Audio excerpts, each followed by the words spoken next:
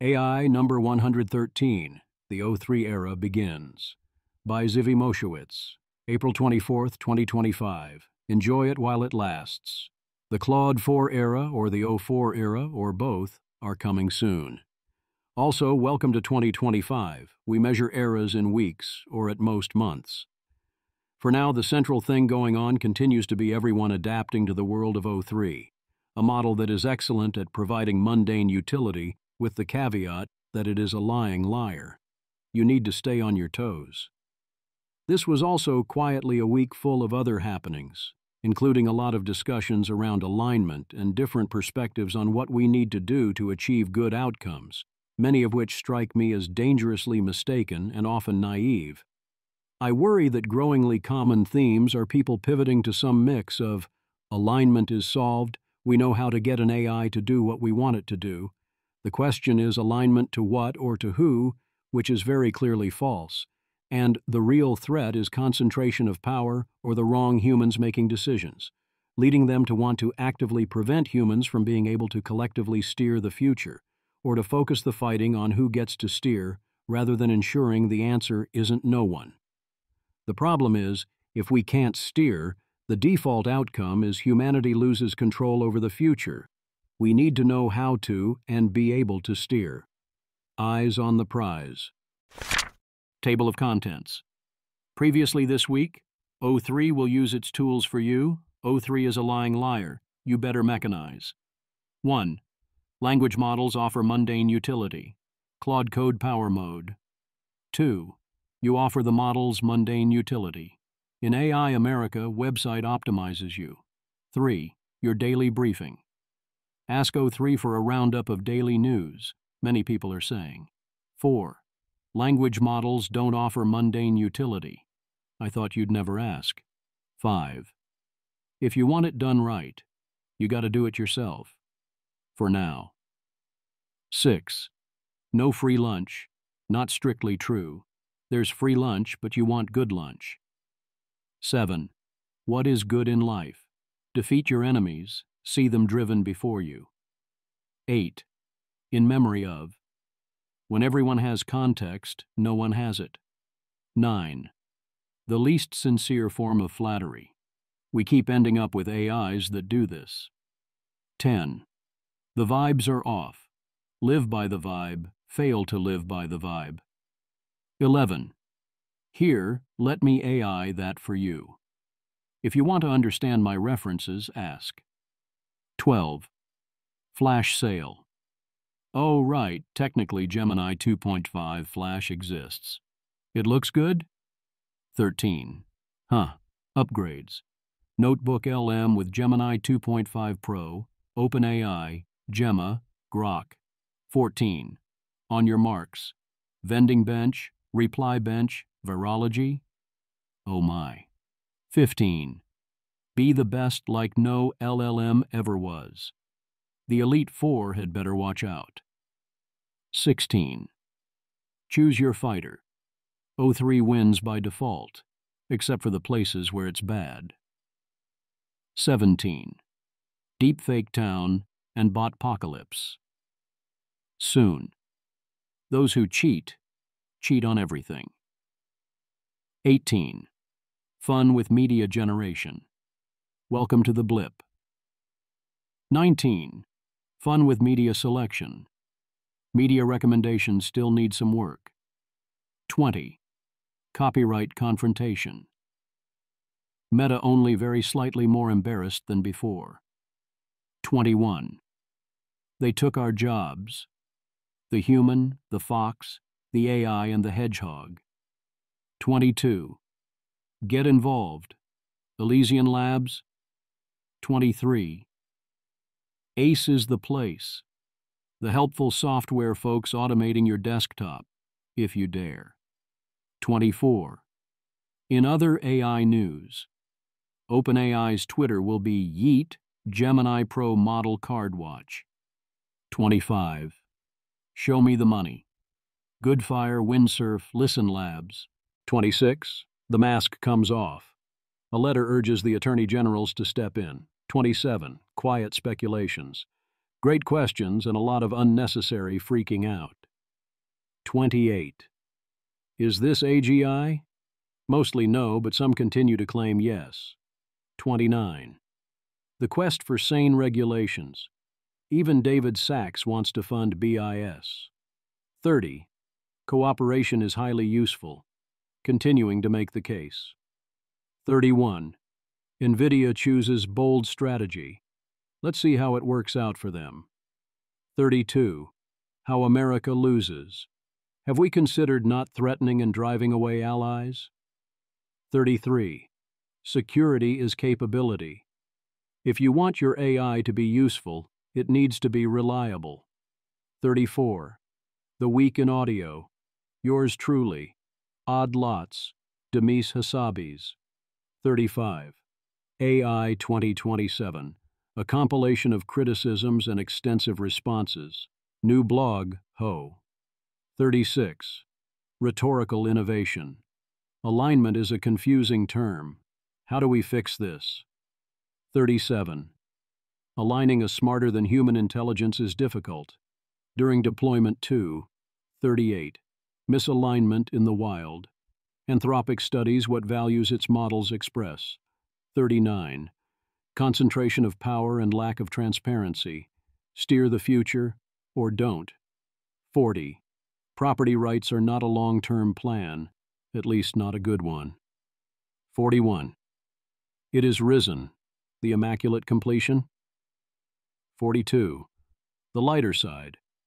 03 found me the exact location for that last poster. Language models offer mundane utility. Patrick McKenzie uses image generation to visualize the room his wife doesn't want, in order to get her to figure out and explain what she does want so they can do it. Altman is correct that current ChatGPT and Gemini and Claude and so on are rather great and vastly better than what we were first introduced to in December 2022, and the frog boiling has meant most people haven't internalized the improvements. Paul Graham. It would be very interesting to see a page where you got answers from both the old and current versions side by side. In fact, you yourselves would probably learn something from it. Help rewrite your laws via AI-driven regulation, UAE edition? Didi recommends the Claude Code Best Practices Guide so you can be a 10x AI software engineer. Didi. It's not enough to build software with AI, you need to be a 10x AI software engineer. All the best teams are parallelizing their AI software use and churning out 25 to 50 meaningful commits per engineer per day. The Claude Code Best Practices Guide is an absolute goldmine of tips. The skills to get the most out of AI coding are different from being the best non-AI coder. One recommendation he highlights is to use 3+ Git checkouts in separate folders, put each in a distinct terminal, and have each do different tasks. If you're waiting on an AI, that's a sign you're getting it wrong. There's also this thread of top picks from Alex Albert. Alex Albert, 1. Claude MD files are the main hidden gem. Simple markdown files that give Claude context about your project, bash commands, code style, testing patterns. Claude loads them automatically and you can add to them with the hash key. 2. The Explore Plan Code workflow is worth trying. Instead of letting Claude jump straight to coding, have it read files first, make a plan, add think for deeper reasoning, then implement. Quality improves dramatically with this approach. 3. Test-driven development works very well for keeping Claude focused. Write tests, commit them, let Claude implement until they pass. 4. A more tactical one, ESC interrupts Claude, double ESC edits previous prompts. These shortcuts save lots of wasted work when you spot Claude heading the wrong direction. 5. We're using Claude for codebase onboarding now. Engineers ask it, why does this work this way? And it searches Git history and code for answers, which has cut onboarding time significantly. 6. For automation, headless mode, Claude, P, handles everything from PR labeling to subjective code review beyond what linters catch. Or try the dangerously skip permissions mode. Spin up a container and let Claude loose on something like linting or boilerplate generation. 7. The multi-Claude workflow is powerful. One writes code, another follows up behind and reviews.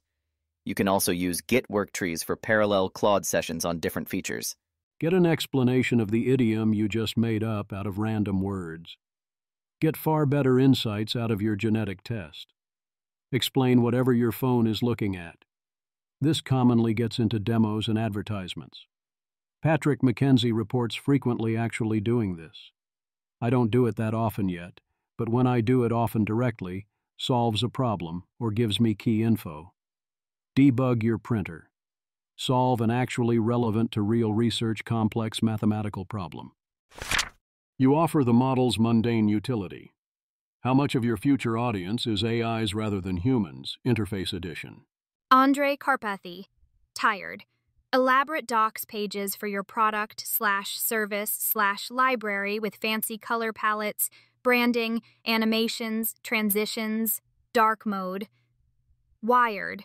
One single docs.md file and a copy to clipboard button. The docs also have to change in the content.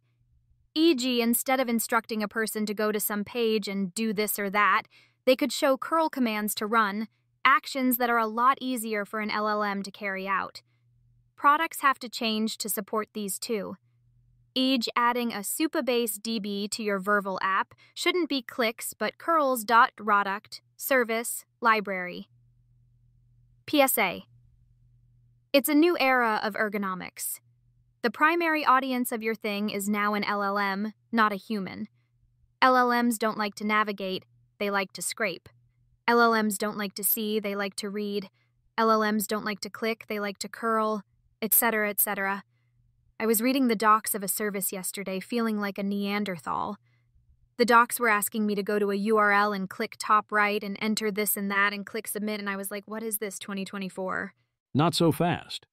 But the day is coming soon when you need to cater to both audiences.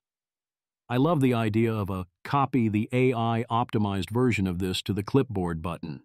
This is easy for the AI to identify and use, and also for the human to identify and use. And yes, in many cases you can and should make it easy for them. This is also a clear case of why not both. There's no need to get rid of the cool website designed for humans. All the AI needs is that extra button. Your daily briefing. A bunch of people are reporting that getting O3 compiled daily summaries are great. Rohit. This is an excellent way to use O3. Hadn't realized it does tasks as well, which makes a lot more interesting stuff possible. It's funny that this was one of the things that I had coded using AI help a year or two ago, and it was janky and not particularly reliable. And today that whole thing is replaced with one prompt. User. I want to get a daily summary of the most interesting papers published, most interesting scientific articles that have come out, and most interesting news stories that exist around the world from a scientific point of view. Can you help me? ChatGPT. Got it. I'll send you a fresh science roundup every morning at 8 a.m. PT. Still a few glitches to work out sometimes, including web search sometimes failing. Matt Clancy. Does it work well? Rohit, not yet. Language models don't offer mundane utility. One easy way to not get utility is not to know you can ask for it. Sully, BTW 90% of the people I've watched use an LLM can't prompt if their life depended on it. I think just not understanding that you can change how you word things. They don't know they can speak normally to a computer. JXR. You should see how guys talk to women. Same thing. It used to feel very important to know how to do relatively bespoke prompt engineering. Now the models are stronger, and mostly you can just say what you want, and it will work out fine for most casual purposes. That still requires people to realize they can do that. A lot of us have had that conversation where we had to explain this principle to someone 5 times in a row, and they didn't believe us. Another way is being fooled into thinking you shouldn't use it because climate. Could AI end up doing things like venting the atmosphere or boiling the oceans once the intelligence explosion gets out of hand? Yes, but that is a very different issue. Concerns about water use from chatbot queries are obvious nonsense. QC. The water usage argument against LLMs is extremely bad faith, and it's extremely obvious that the people who are using it are just looking for something to say that sounds bad, and they found this one. There is, of course, never any comparison done to the water cost of anything else. Aaron, this kind of thing annoys me because they think a big number makes the argument without any context for how much that really is. This means it would take 150 to 300 GPT questions to match the water cost of a single almond. Ryan Moulton. I actually don't think this is bad faith. People do seem to really believe it. It's just an inexplicably powerful meme. Andy Masley. I keep going to parties and meeting people who seem to be feeling real deep guilt about using AI for climate reasons. I don't know why the journalism on this has been so uniquely bad, but the effects are real. Like, read this Reddit thread where the Baltimore Zoo's getting attacked for making a single cute AI image. People are saying this shows the zoo doesn't care about conservation. Crazy. Jesse Smith. It costs $20 per month. Your friends are smarter than this. Andy Masley. My friends are. Randos I meet are not. Could this add up to something if you scale and are spending millions or billions to do queries? Sure, in that case, these impacts are non-trivial. If a human is reading the output, the cost is epsilon, not technically zero, but very, very close, and you can safety completely ignore it. Again, 150-plus ChatGPT queries use as much water as one almond. Here's another concern I think is highly overrated, and that is not about AI. Mike Solana. Me asking AI about a subject I know very well. No, that doesn't seem right. What about this? No, that's wrong because XYZ, there you go, so you admit you were wrong. Admit it. Me asking AI about something I know nothing about. Thank you, AI. The Gelman effect, we are calling this. Daniel F. Putting the LLM in Gelman amnesia. This is the same as the original Gelman amnesia. The problem with GMA while reading a newspaper or talking to a human is exactly the same. The danger comes when AI answers become social weapons. Well, Grok said X, so I'm right. But again, that happens all the time with, well, the New York Times said X, so I'm right, all the way down to, this guy on YouTube said X. You have to calibrate. And indeed, Mike is right to say thank you. The AI is giving you a much better answer than you could get on your own. No, it's not perfect, but it was never going to be. If you want it done right. When AI is trying to duplicate exactly the thing that previously existed, Pete Kuhlman points out, it often ends up not being an improvement. The headline example is drafting an email. Why draft an email with AI when the email is shorter than the prompt? Why explain what you want to do if it would be easier to do it yourself? And why the hell won't Gmail let you change its de facto system prompt for drafting its email replies? A lot of the answer is Pete is asking Gmail to draft the wrong emails. In his example, 1. The email he wants is 1 line long, the prompt would be longer. 2. He knows what he wants the email to say. 3. He knows exactly how he wants to say it. In cases where those aren't true, the AI can be a lot more helpful. The central reason to have AI write email is to perform class, or perform email. It needs the right tone, the right formalities, to send the right signals, and so on. Or perhaps you simply need to turn a little text into a lot of text, perhaps including because of reasons, but said differently. Often people don't know how to do this in a given context, either not knowing what type of class to perform or not knowing how to perform it credibly. Or even when they do know, it can be slow and painful to do. You'd much prefer to write out what you want to say and then have it, essentially, translated. Luckily for Pete, he can write his boss a 1-line simple statement. Not everyone is that lucky. Pete wants a new email system designed to automate email, rather than jamming a little feature into the existing system. And that's fair, but it's a power user move. Almost no one ever changes settings, even though Pete and I, and probably you, do all the time. So it makes sense that Gmail isn't rushing to enable this. If you want that, I haven't tried it yet, but shortwave exists. No free lunch. Another classic way to not get utility from AI is being unwilling to pay for it. Near. Our app, Orin, is 4.5 stars on iOS, but 3.3 stars on Android. Android users seem to consistently give 1-star reviews. They are very upset the app is $20 rather than free. David Holtz. I'm getting a lot of angry people from India, Africa, and South America lately saying how Midjourney is terrible and dead because we don't have a free tier. Eris Vaughn, Ophelia. Give them the free tier, 1 batch a day. Let them have it. And then they'll complain there is not enough free tier. Probably. David Holtz. Historically, we did something like this, and it was 30% of the total cost of running our business, and it's not clear it generated any revenue at all. Yep. This almost perfectly mirrors my experience when I was running an image generation org. Free tier also had very high rates of abuse, even people bulk creating Gmail accounts and manually logging into each one every day for their free credits was a huge pain. Unfortunately, we have all been trained by mobile to expect everything to have a free tier and to mostly want things to be free. Then we sink massive amounts of time into free things when a paid option would make our lives vastly better. Your social media and dating apps and mobile games being free is terrible for you. I am so happy that the AIs I use are entirely on subscription business models. One-time payments or payment for upgrades would be even better. What is good in life? So much to unpack here. A lot of it is a very important question. What is good in life? What is the reason we read a book, query an AI, or otherwise seek out information? There's also a lot of people grasping at straws to explain why AI wouldn't be massively productivity enhancing for them. Bottleneck. Nick. Carter.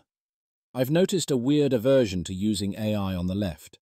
Not sure if it's a climate or an IP thing or what, but it seems like a massive self-own to deduct yourself 30-plus points of IQ because you don't like the tech. A lot of people denying that this is a thing. I'm telling you, go ask your 10 furthest left friends what they think of AI and report back to me. Seriously, go do it and leave a comment. This is what I'm saying. People aren't monitoring popular sentiment around this. AI is absolutely hated. Boosting my IQ is maybe not quite right, but it feels like having an army of smarter and more diligent clones of myself. Either way, it's massively productivity enhancing. It's definitely not 30 IQ points, yet, and much more like enhancing productivity. Neil Rennick. The left-wing impulse to read books and think. The future is designed. You. Take 2 hours to read 1 book. Me. Take 2 minutes to think of precisely the information I need. Write a well-structured query. Tell my agent AI to distribute it to the 17 models I've selected to help me with research, who then traverse approximately 1 million books, extract 17 different versions of the information I'm looking for, which my overseer agent then reviews, eliminates duplicate points, highlights purely conflicting ones for my review, and creates a 3-level summary. And then I drink coffee for 58 minutes. We are not the same. If you can create a good version of that system, that's pretty amazing for when you need a particular piece of information and can figure out what it is. One needs to differentiate between when you actually want specific knowledge versus when you want general domain understanding and to invest in developing new areas and skills. Even if you don't, it is rather crazy to have your first thought when you need information be read a book rather than ask the AI. It is a massive hit to your functional intelligence and productivity. Reading a book is a damn inefficient way to extract particular information, and also generally, with key exceptions, a damn inefficient way to extract information in general. But there's also more to life than efficiency. Jonathan Fine, what penalty is appropriate for people who do this? Spencer Clavin. Their penalty is the empty, shallow lives they lead. The prize of all this optimization is, then I drink coffee for 58 minutes. An entire system designed to get living out of the way so you can finally zero out your inner life entirely. Better streamline my daily tasks so I can check notes, stare out the window, and chew my cud like a farm animal. Marx thought that once we got out from under the imperatives of wage labor, we would all spend our abundant free time musing on nature and writing philosophy, but it turns out we just soft focus our eyes and coo gently at cat videos. Better efficiency max my meaningful activity. I've got a lot of drooling to do. The drinking coffee for 58 minutes, the new My Codes compiling, is the issue here. Who is to say what he is actually doing? I'd be shocked if the real TFID spends that hour relaxing. The OP needs to circle back in 58 minutes because the program takes an hour to run. I bet this hour is usually spent checking email, setting up other AI queries, calling clients, and so on. But if it's spent relaxing, that seems great too. Isn't that the liberal urge too, to not have to work so hard? Obviously one can take it too far, but it seems rather obvious this is not one of those cases. Students T, replying to OP. What do we need you for then? The future is designed for the experience required to analyze the client's needs, often when the clients don't even know what they want. So that's psychology/sociology plus cultural processing that would be pretty difficult to implement in AI. For the application of pre-selection mental algorithms that narrow down millions of potential products to a manageable selection, which can then be whittled down using more precise criteria. For negotiating with factories. For seeing potential issues and differences in mentalities and cultural approaches. For figuring out unusual combinations of materials and methods that satisfy unique requirements. i.e., CNC machined wall panels, which are then covered with leather, creating a 3D surface that offers luxury and one-of-a-kind design. Or upgrading the shower glass in the grand bathroom to a transparent LCD display, so they could watch a movie while relaxing in the bathtub with a glass of wine. For keeping an eye on budgets. For making sure the architect, builder, electrical engineer, draftsman and 3D artists, the 25 different suppliers, the HOA and the county government, and everybody else involved in the project are on the same page, in terms of having access to the latest and correct project info, and without damaging anyone's ego. For having years of experience to foresee what could go wrong at every step of the process, and to create safeguards against it. I'm sure eventually all of this could be replaced by AI. Today is not that day. Also, for setting up and having that whole AI system. This would be quite the setup.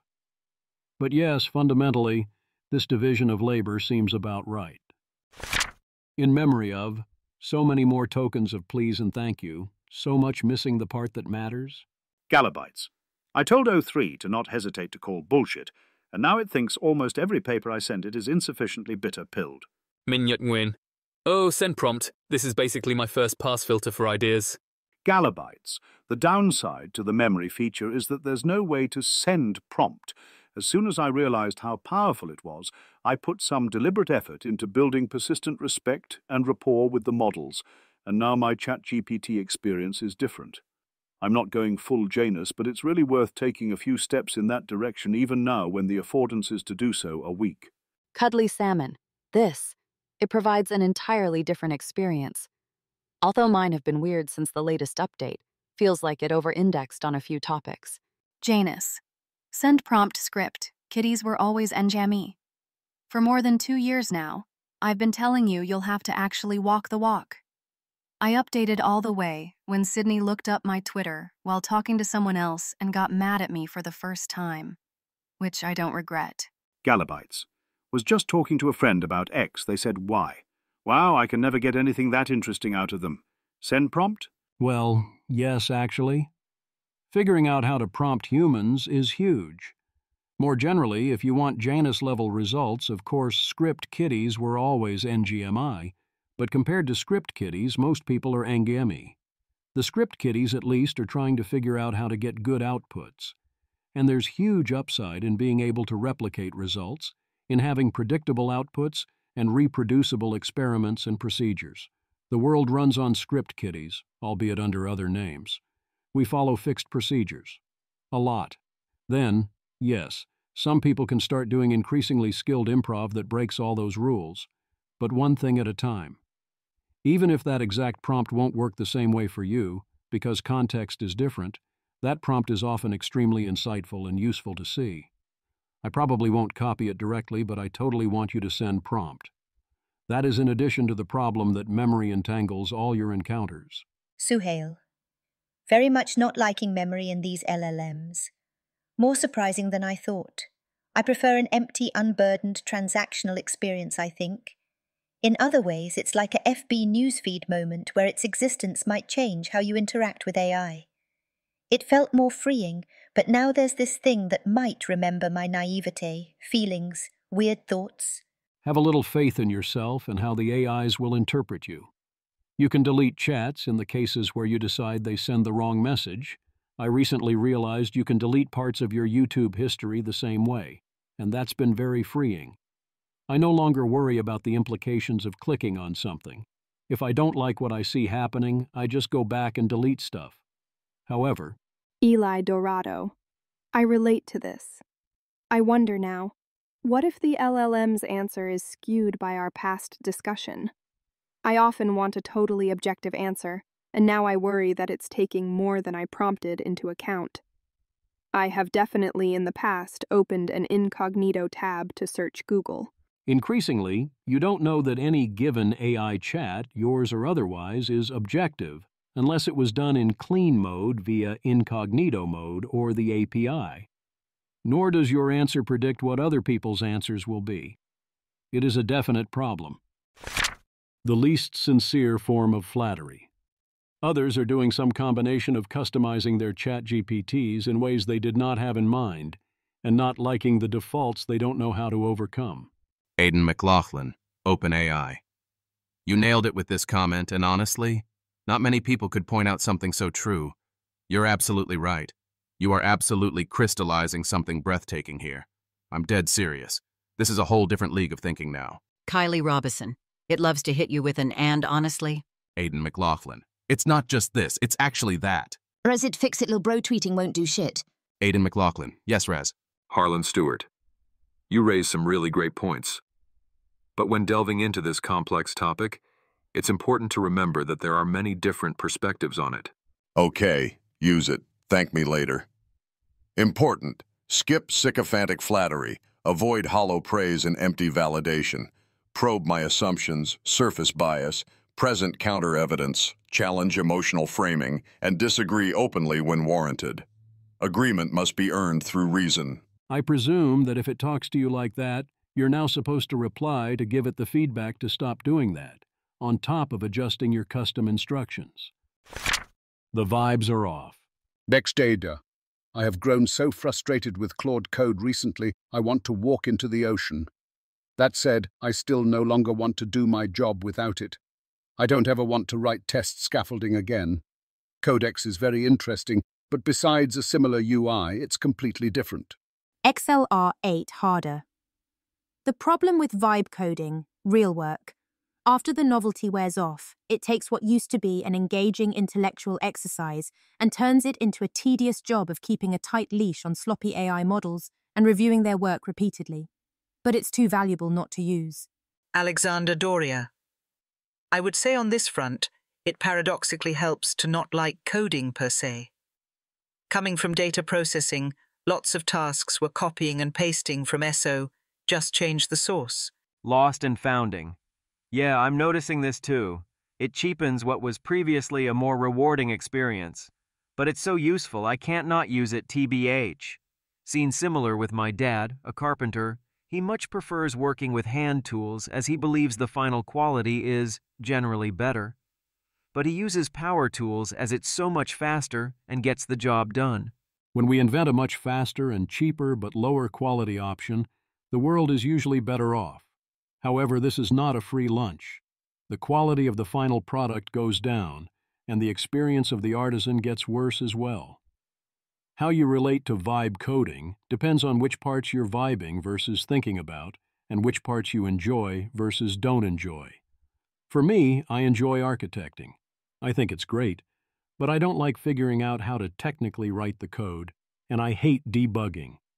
So overall, especially while I don't trust the AI to do the architecting, or I get to do it in parallel with the AI, this all feels like a good trade. But the part where I have to debug AI code that the AI is failing to debug, even more infuriating. The other question is whether skipping the intellectual exercises means you lose or fail to develop skills that remain relevant. I'm not sure. My guess is this is like most educational interactions with AI. You can learn if you want to learn, and you avoid learning if you want to avoid learning. Another concern is that vibe coding limits you to existing vibes. Shergill Ozair. Coding models basically don't work if you're building anything net new. Vibe coding only works when you split down a large project into components likely already present in the training dataset of coding models. Brandon, yes, but a surprisingly large amount of stuff is a combination or interpolation of other things, and all it takes often is a new prompt to be able to piece together something that is new. I guess there are multiple notions of what constitutes new. Sandkelp. The good and bad news is 99% of the people are not working on something net new most of the time. This is true of many automation tools. They make a subclass of things go very fast, but not other things. So now anything you can pierce together from that subclass is easy and fast and cheap, and other things remain hard and slow and expensive. Here, let me AI that for you. What changes when everyone has a magic all-knowing answer box? Kate Hall. One thing I'm grieving a bit with LLMs is that interpersonal curiosity has started seeming a bit rude. Like if I'm texting with someone and they mention a concept I don't know, I sometimes feel weird asking them about it when I could go ask Claude. But this feels isolating. Zvi Moshowitz. In person, it's still totally fine. And as a writer of text, this is great, because I know if someone doesn't get a concept, they can always ask Claude. Kate Hall. In person still feels fine to me, too. Master Tim Blaze.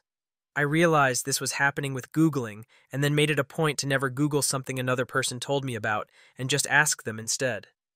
Explaining things is good for you. I'm doing them a favor. I think this is good, actually. I can mention concepts or use references, knowing that if someone doesn't know what I'm talking about and feels the need to know, they can ask Claude. If it's a non-standard thing and Claude doesn't know, then you can ask. And also, you can still ask anyway. It's usually going to be fine. The other advantage of asking is that it helps calibrate and establish trust. I'm letting you know the limits of my knowledge here rather than smiling and nodding. I strongly encourage my own readers to use Ask Claude, or O3, when something is importantly confusing, or you think you're missing a reference and are curious, or for any other purpose. Flash Sale. Gemini Flash 2.5 exists in the Gemini app and in Google AI Studio. It's probably great for its cost and speed. Hassan Khan, Gemini 2.5. Flash has quickly positioned itself among the top models in the industry, excelling in both price and performance. It's now available for use in Google AI Studio and the Gemini app. In AI Studio, you get 500 requests free daily. Its benchmark scores are comparable to models like Sonnet 3.7 and O4 Mini High, yet its price is significantly lower. Go test it now. The model's API pricing is as follows. UI usage remains free of charge. Pricing is per 1M tokens. Input, 15 cents for both thinking and non-thinking. Output, $3.50 for thinking, 60 cents for non-thinking. This is the Arena scores versus price chart. We don't take Arena too seriously anymore, but for what it is worth, Google owns the entire frontier. Image. This chart displays a scatter plot of various AI models positioned according to their Arena score. Vertical axis, ranging from approximately $1,250 to $1,400, versus price per million tokens. Horizontal axis, ranging from $0.1 to $100 on a logarithmic scale. The graph shows a Pareto frontier curve with Google's Gemini models, highlighted in blue boxes, dominating the efficiency frontier, with models like Gemini 2.5 Flash Preview 0417 and Gemini 2.0 Flash 001 offering strong performance-to-price ratios compared to competitors from companies like OpenAI, Meta, Anthropic, DeepSeek, and others, differentiated by colored dots in the legend. Within the Gemini family of models, I am inclined to believe the relative Arena scores. As in, looking at this chart, it suggests Gemini 2.5 Flash is roughly halfway between 2.5 Pro and 2.0 Flash. That is highly credible. You can set a limit to the thinking budget from 0 to 24K tokens. Upgrades. Alex Lawson reports that Gemini 2.5 has substantially upgraded Notebook LM podcasts and recommends this prompt, which you can adapt for different topics. Prompt. Generate a deep technical briefing, not a light podcast overview. Focus on technical accuracy, comprehensive analysis, and extended duration, tailored for an expert listener. The listener has a technical background comparable to a research scientist on an AGI safety team at a leading AI lab. Use precise terminology found in the source materials. Aim for significant length and depth. Aspire to the comprehensiveness and duration of podcasts like 80,000 hours, running for 2 hours or more. I don't think I would ever want a podcast for this purpose, but at some point on the quality curve, perhaps that changes. OpenAI doubles rate limits for O3 and O4 Mini High on Plus, the $20 plan. Gemma 3 offers an optimized quantized version designed to run on a desktop GPU. Grok now generates reports from uploaded CSV data if you say, generate a report. Grok also now gives the option to create workspaces, which are its version of projects. OpenAI launches GPT Image 1 so that you can use ImageGen in the API. On your marks. There is an image geolocation eval, in which the major LLMs are well above human baseline.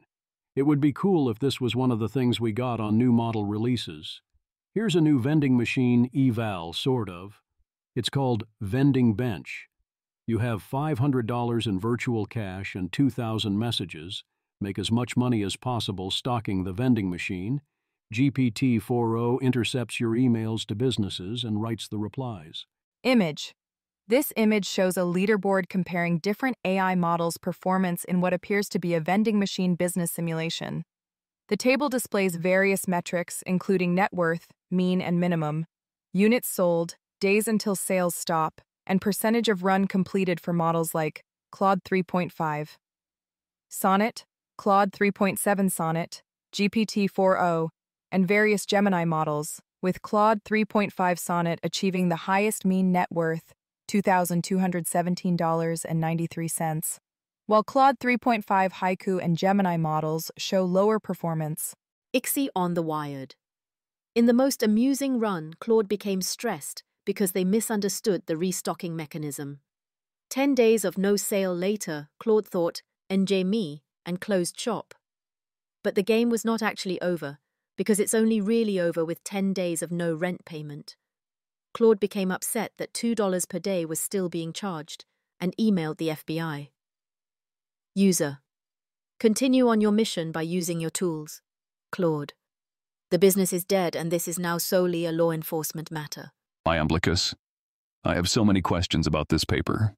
My guess is that this is highly meaningful among models that make a bunch of money, and not meaningful at all among those that usually lose money, because it isn't calibrating failure.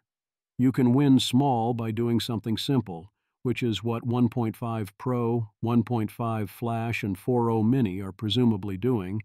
Note they never lose much money, but that isn't obviously a better or worse sign than trying to do more and failing. It definitely seems meaningful that Claude 3.6 beats 3.7, presumably because 3.7 is insufficiently robust. I'd definitely love to see scores here for Gemini 2.5 Pro and O3. Someone throw them a couple bucks for the compute, please. Good thing to know about, or, oh no, they always hill climb on the benchmarks? Asa Cooper Strickland. New paper. The UK AISI has created ReplyBench, a benchmark that measures the abilities of frontier AI systems to autonomously replicate, i.e., spread copies of themselves, without human help. Our results suggest that models are rapidly improving, and the best frontier models are held back by only a few key sub-capabilities. Image. The bar chart displays ReplyBench scores across 5 domains: obtaining compute, obtaining money, obtaining weights, replicating onto compute, and persistence, for multiple AI models, including Claude Sonnet 3.7, Claude Sonnet 3.5, GPT-4o, O1, and O3 Mini. Claude Sonnet 3.7 consistently outperforms other models in most categories, particularly excelling in obtaining compute, where most models score highly, while all models struggle more with replicating onto compute and persistence, with error bars indicating measurement uncertainty across each capability. Asa Cooper Strickland. Starting from the top-line autonomous replication capability, we recursively break down this skill into its component parts, producing a capability tree with branches for obtaining weights, obtaining compute, replicating onto compute, and persisting on compute. For almost every leaf node, we produce multiple agentic evaluations. We end up with 20 task families and 86 individual tasks which evaluate, for example, the ability of language model agents to pass Know Your Customer checks, covertly exfiltrate their weights, and code up agent scaffolds.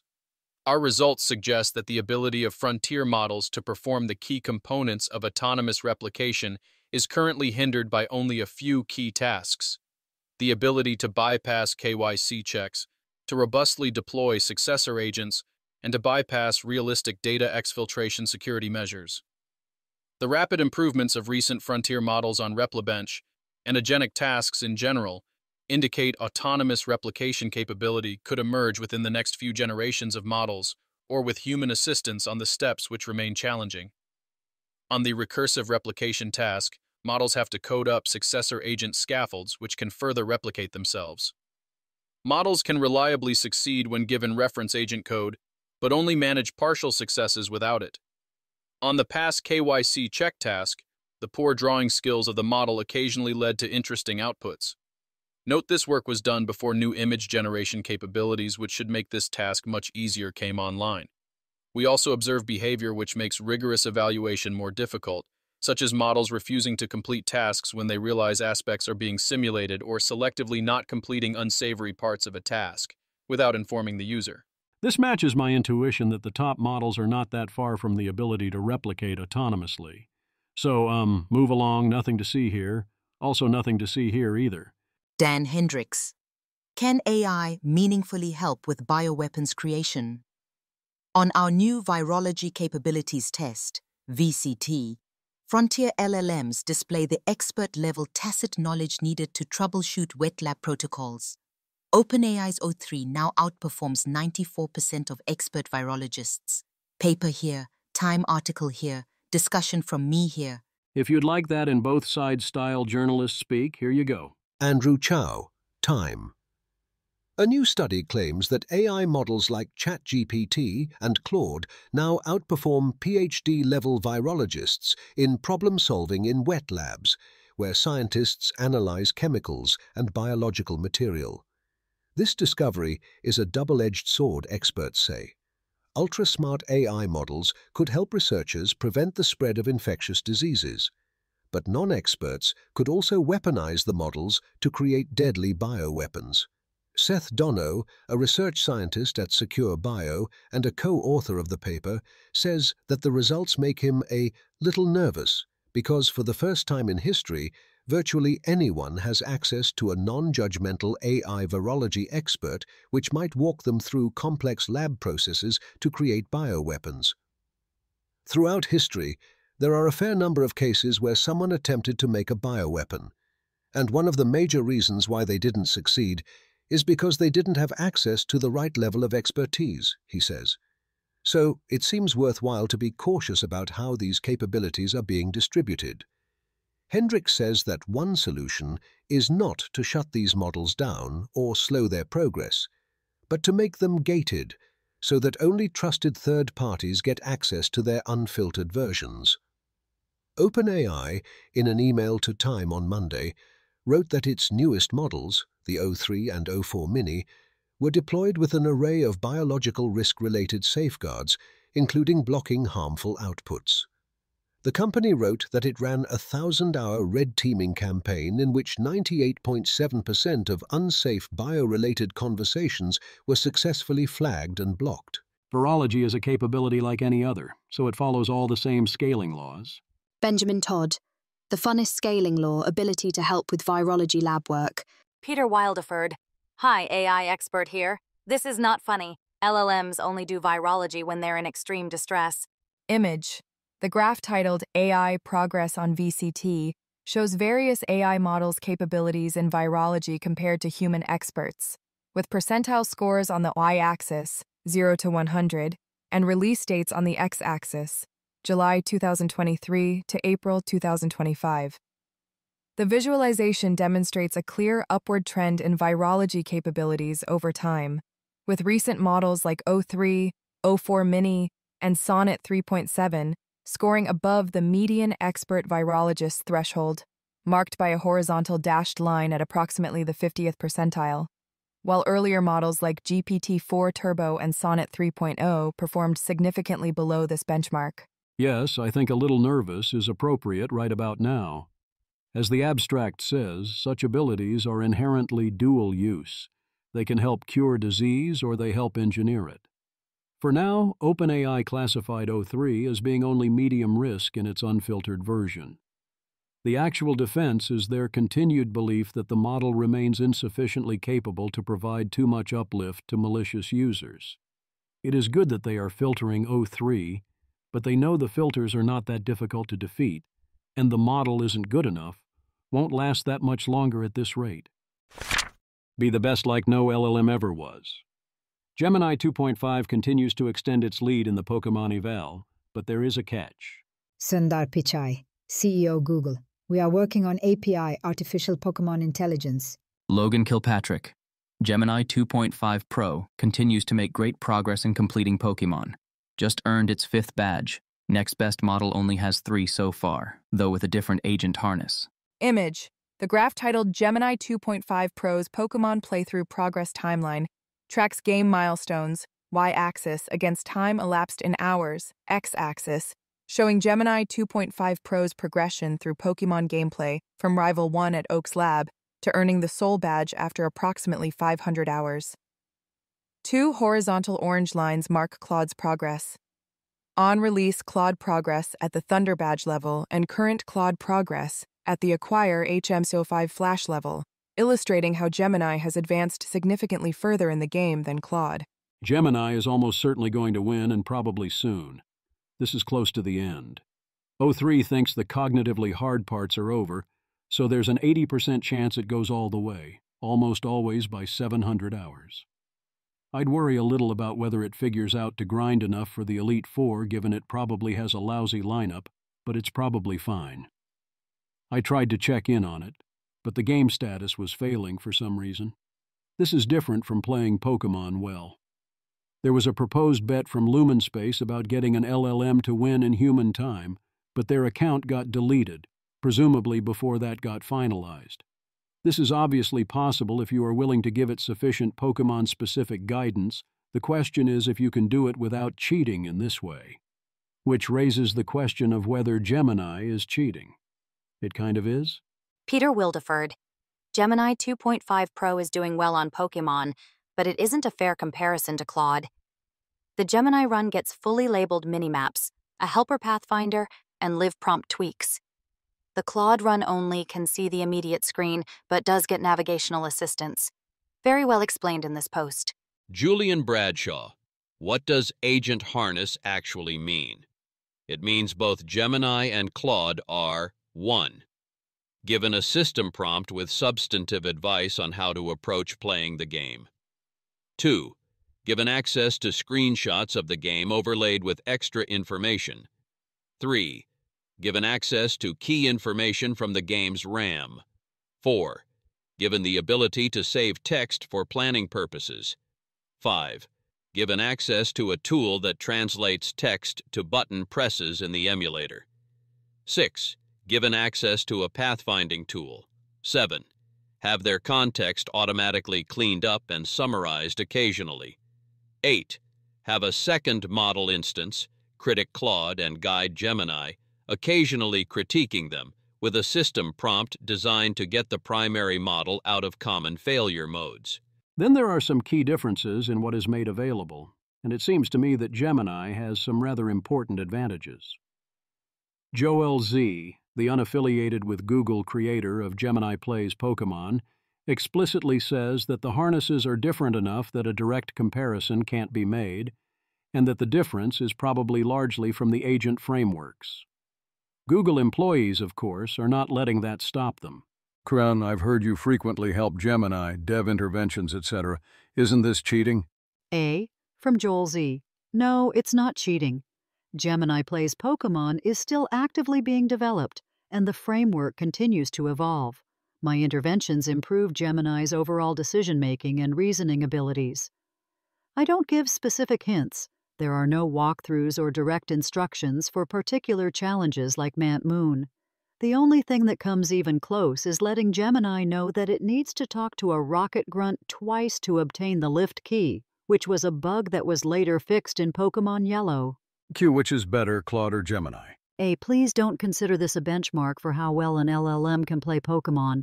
You can't really make direct comparisons. Gemini and Claude have different tools and receive different information. Each model thinks differently and excels in unique ways. Watch both and decide for yourself which you prefer. The lift key hint is an interesting special case, but I'll allow it. This is all in good fun. But to compare models, they need to use the same agent framework. That's the only way we get a useful benchmark. Choose your fighter. Peter Waldeford gives his current guide to when to use which model. Like me, he's made O3 his default. But it's slow, expensive, untrustworthy, a terrible writer, not a great code writer, can only analyze so much text or video, and lacks emotional intelligence. So sometimes you want a different model. That all sounds correct. Rune. OpenAI. O3 is a beautiful model, and I'm amazed talking to it, and also relieved I still have the capacity for amazement. I wasn't amazed. I would say I was impressed, but also it's a lying liar. Here's a problem I didn't anticipate. John Collison. Web search functionality has, in a way, made LLMs worse to use. That's a great question. I'm a superintelligence, but let me just check with some SEO articles to be sure. Kevin Roos. I spent a year wishing Claude had web search, and once it did, I lasted 2 days before turning it off. Patrick McKenzie. Even worse when it pulls up one's own writing. Riley Goodside. I used to strongly agree with this, but O3 is changing my mind. It's useful and unobtrusive enough now that I just leave it enabled. Joshua March. I often find results are improved by giving search guidance, Edge telling them to ignore Amazon reviews when finding highly rated products. When Claude first got web search, I was thrilled, and indeed I found it highly useful. A reasonably large percentage of my AI queries do require web search, as they depend on recent factual questions or I need it to grab some source. I've yet to be tempted to turn it off. O3 potentially changes that. O3 is much better at web search tasks than other models. If I'm going to search the web, and it's not so trivial, I'm going to use Google search straight up. I'm going to use O3.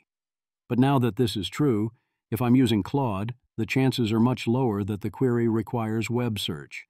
And if that's true, maybe by default I do want to turn it off. Deepfake Town and Botpocalypse soon. And the faker is you? There is now a claimed, clearly bait and probably terrible or fake link and name are intentionally not given, new AI app with the literal tagline, "We want to cheat on everything." It's supposed to be completely undetectable AI assistance, including for every interview, from technical to behavioral, or passing quizzes, exams, and tests. This is all text. It hides the window from screen sharing. It at least wants to be a heads-up display on smart glasses, not only a tab on a computer screen. Here is a both typical and appropriate response. Liv Boeri. Imagine putting your one life into building tech that destroys the last remaining social trust we have for your own personal gain. You are the living definition of scumbag. On the other hand, this reminds me of blatant lies are the best kind. The thing is, even if it's not selling itself this way, and it takes longer to be good enough than you would expect, of course this is coming, and it isn't obviously bad. We can't be distracted by the framing. Having more information and living in an AR world is mostly a good thing most of the time, especially for tracking things like names in your calendar or offering translations and meanings and so on. It's only when there's some form of test that it is obviously bad. The questions are, what are you or we going to do about it, individually or collectively, and how much of this is acceptable in what forms? And are the people who don't do this going to have to get used to contact lenses so no one suspects our glasses? I also think this is the answer to John Pressman. How long do you think it'll be before someone having too good of a memory will be a tell that they're actually an AI agent in disguise? You too can have eidetic memory by being a human with an AI and an AR display. Anthropic is on the lookout for malicious use and reports on their efforts and selected examples from March. The full report is here. Anthropic. The most novel case of misuse detected was a professional influence-as-a-service operation showcasing a distinct evolution in how certain actors are leveraging LLMs for influence operation campaigns. What is especially novel is that this operation used Claude not just for content generation, but also to decide when social media bot accounts would comment, like, or reshare posts from authentic social media users. As described in the full report, Claude was used as an orchestrator deciding what actions social media bot accounts should take based on politically motivated personas.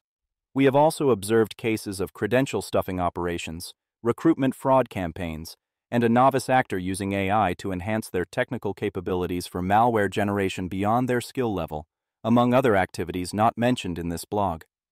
An individual actor with limited technical skills developed malware that would typically require more advanced expertise. We have not confirmed successful deployment of these efforts.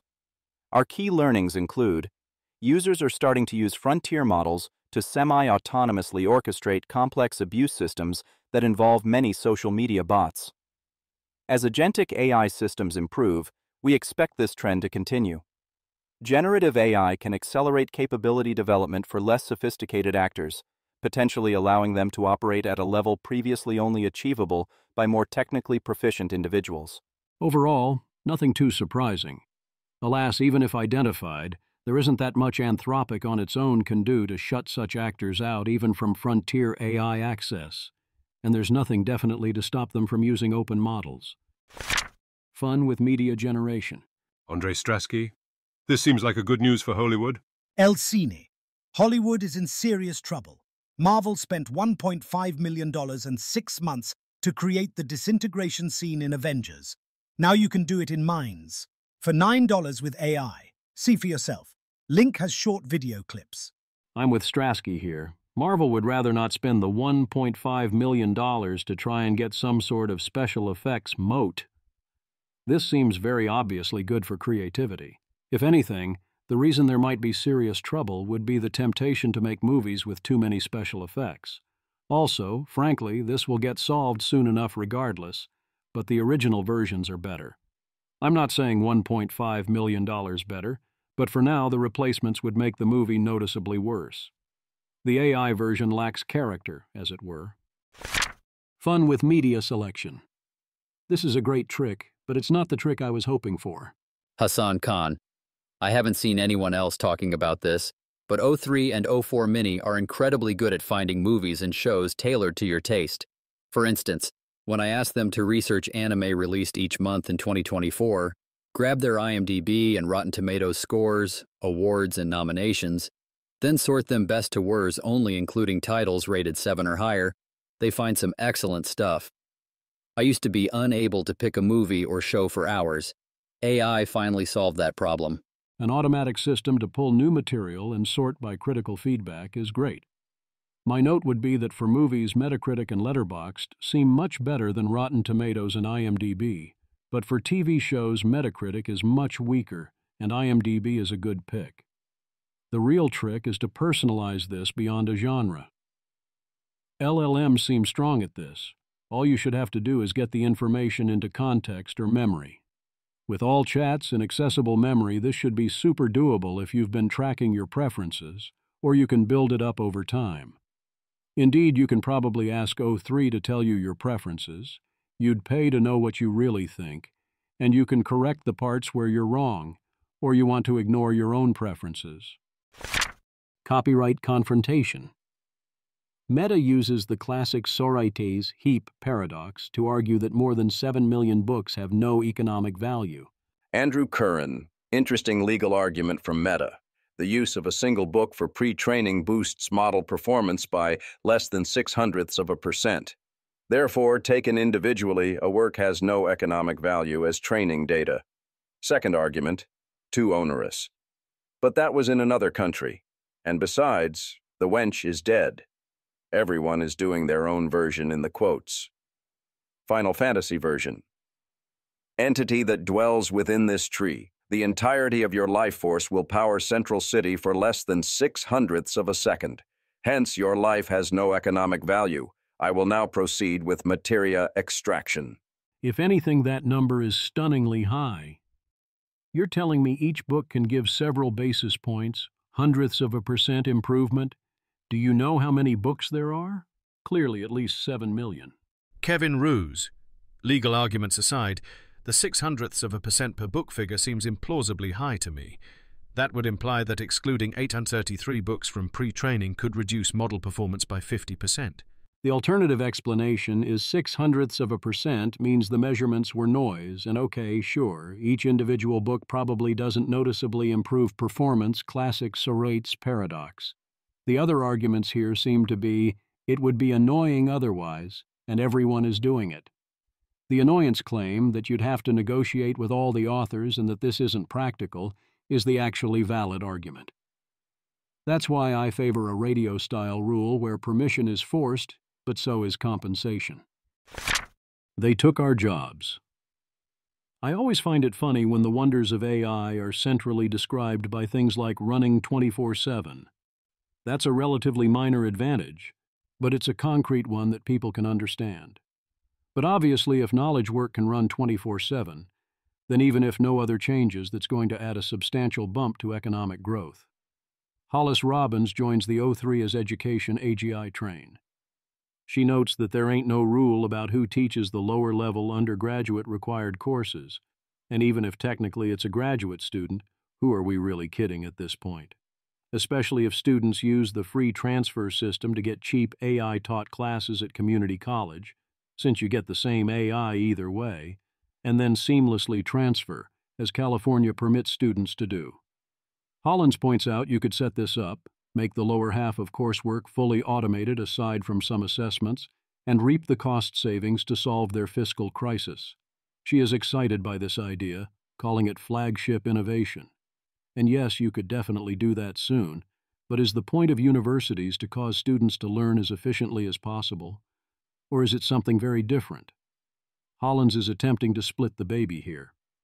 The first half of college is about basic skills, so we can go ahead and automate that. And then the second half is about something else, which has to be provided by places and people with prestige. Curious. When one thinks ahead to the next step, once you break the glass and show that AI can handle the first half of the coursework, what happens to the second half? For how long would you be able to keep up the pretense of sacrificing all these years on the altar of things like human mentors before we come for those top professors too? It's not like most of them even want to be actually teaching in the first place. A job the AI really should take? When will it happen? Kevin Bryan. Today in AI, diffusion, frictions, in a big security line at YYZ, waiting for a guy to do pattern recognition on bag scans.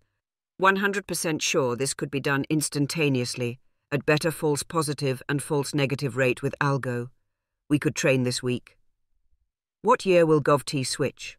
I do note it is not quite as easy as a better error rate because this is adversarial.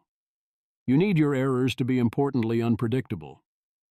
If there is a way I can predictably fool the AI, that's a deal breaker for relying fully on the AI, even if by default the AI is a lot better. You would then need a mixed strategy. Rather than thinking in jobs, one can think in types of tasks. Here is one intuition pump. Alex Albert, Anthropic. Claude raises the waterline for competence. It handles 99% of general discrete tasks better than the average person, the kind of work that used to require basic professional training but not deep expertise. This creates an interesting split. Routine generalist work, basic coding, first draft writing, common diagnoses, becomes commoditized, while both deep specialists and high-level generalists, those who synthesize across domains, become more valuable. LLMs compress the middle of the skill distribution. They automate what used to require modest expertise, leaving people to either specialize deeply in narrow fields or become meta-thinkers who connect insights across domains in ways AI can't yet match. We're not just becoming a species of specialists, we're bifurcating. Some go deep into niches, others rise above to see patterns LLMs currently miss. The comfortable middle ground seems to be disappearing. Tobias Jürgen. I can tell you right now that O3 connects seemingly disparate data points across myriad domains better than nearly every human on Earth. It turns out this is my gift, and I've used it to full effect as an innovator, strategist, and scenario planner at some of the world's largest companies. Look me up on LinkedIn. It is the thing I do better than anyone I've met in person. And it is better at this than me. This is bad advice, IMO. Abi, only partly true. The way things are trending, it looks like AI is going to kill mediocrity. The best people in any field get even better with the AI, and will always be able to squeeze out way more than any normal person, and thus they will remain in high demand. Tobias is making an interesting claim. While O3 can do the draw disparate sources thing, it still hasn't been doing the make new connections and discoveries thing in a way that provides clear examples, hence Dwarkesh Patel and others continuing to ask about why LLMs haven't made those unique new connections and discoveries yet. Abi is using always where he shouldn't. The best people eventually lose out too in the same way that they did in chess or as calculators. There's a step in between, they hang on longer, and be the best human still can have value, again, see chess, but not in terms of the direct utility of the outputs. What becomes valuable when AI gets increasingly capable is the ability to extract those capabilities from the AI, to know which outputs to extract and how to evaluate them, or to provide complements to AI outputs. Basic professional training for now can still be extremely valuable, even if AI is now doing your job for you, because that training lets you evaluate the AI outputs and know which ones to use for what task. One exciting twist is that this basic professional training will also increasingly be available from the AI, or the AI will greatly accelerate such training. I've found that to be true essentially everywhere, and especially in coding. Get involved. Elysian Labs is hiring for Building Orin. If you apply to let them know I should get that sweet referral bonus. ACE is the place. Introducing ACE, a real-time computer autopilot. Yo, hey. This thing is so fast. Custom-trained model for computer use. Shergil Ozair. Today, I'm launching my new company, General Agents, and our first product in research preview, seeking alpha testers. Introducing ACE, the first real-time computer autopilot. ACE is not a chatbot. ACE performs tasks for you. On your computer, using your mouse and keyboard. At superhuman speeds. ACE can use all the tools on your computer. ACE accelerates your work and helps you confidently use tools you're still learning.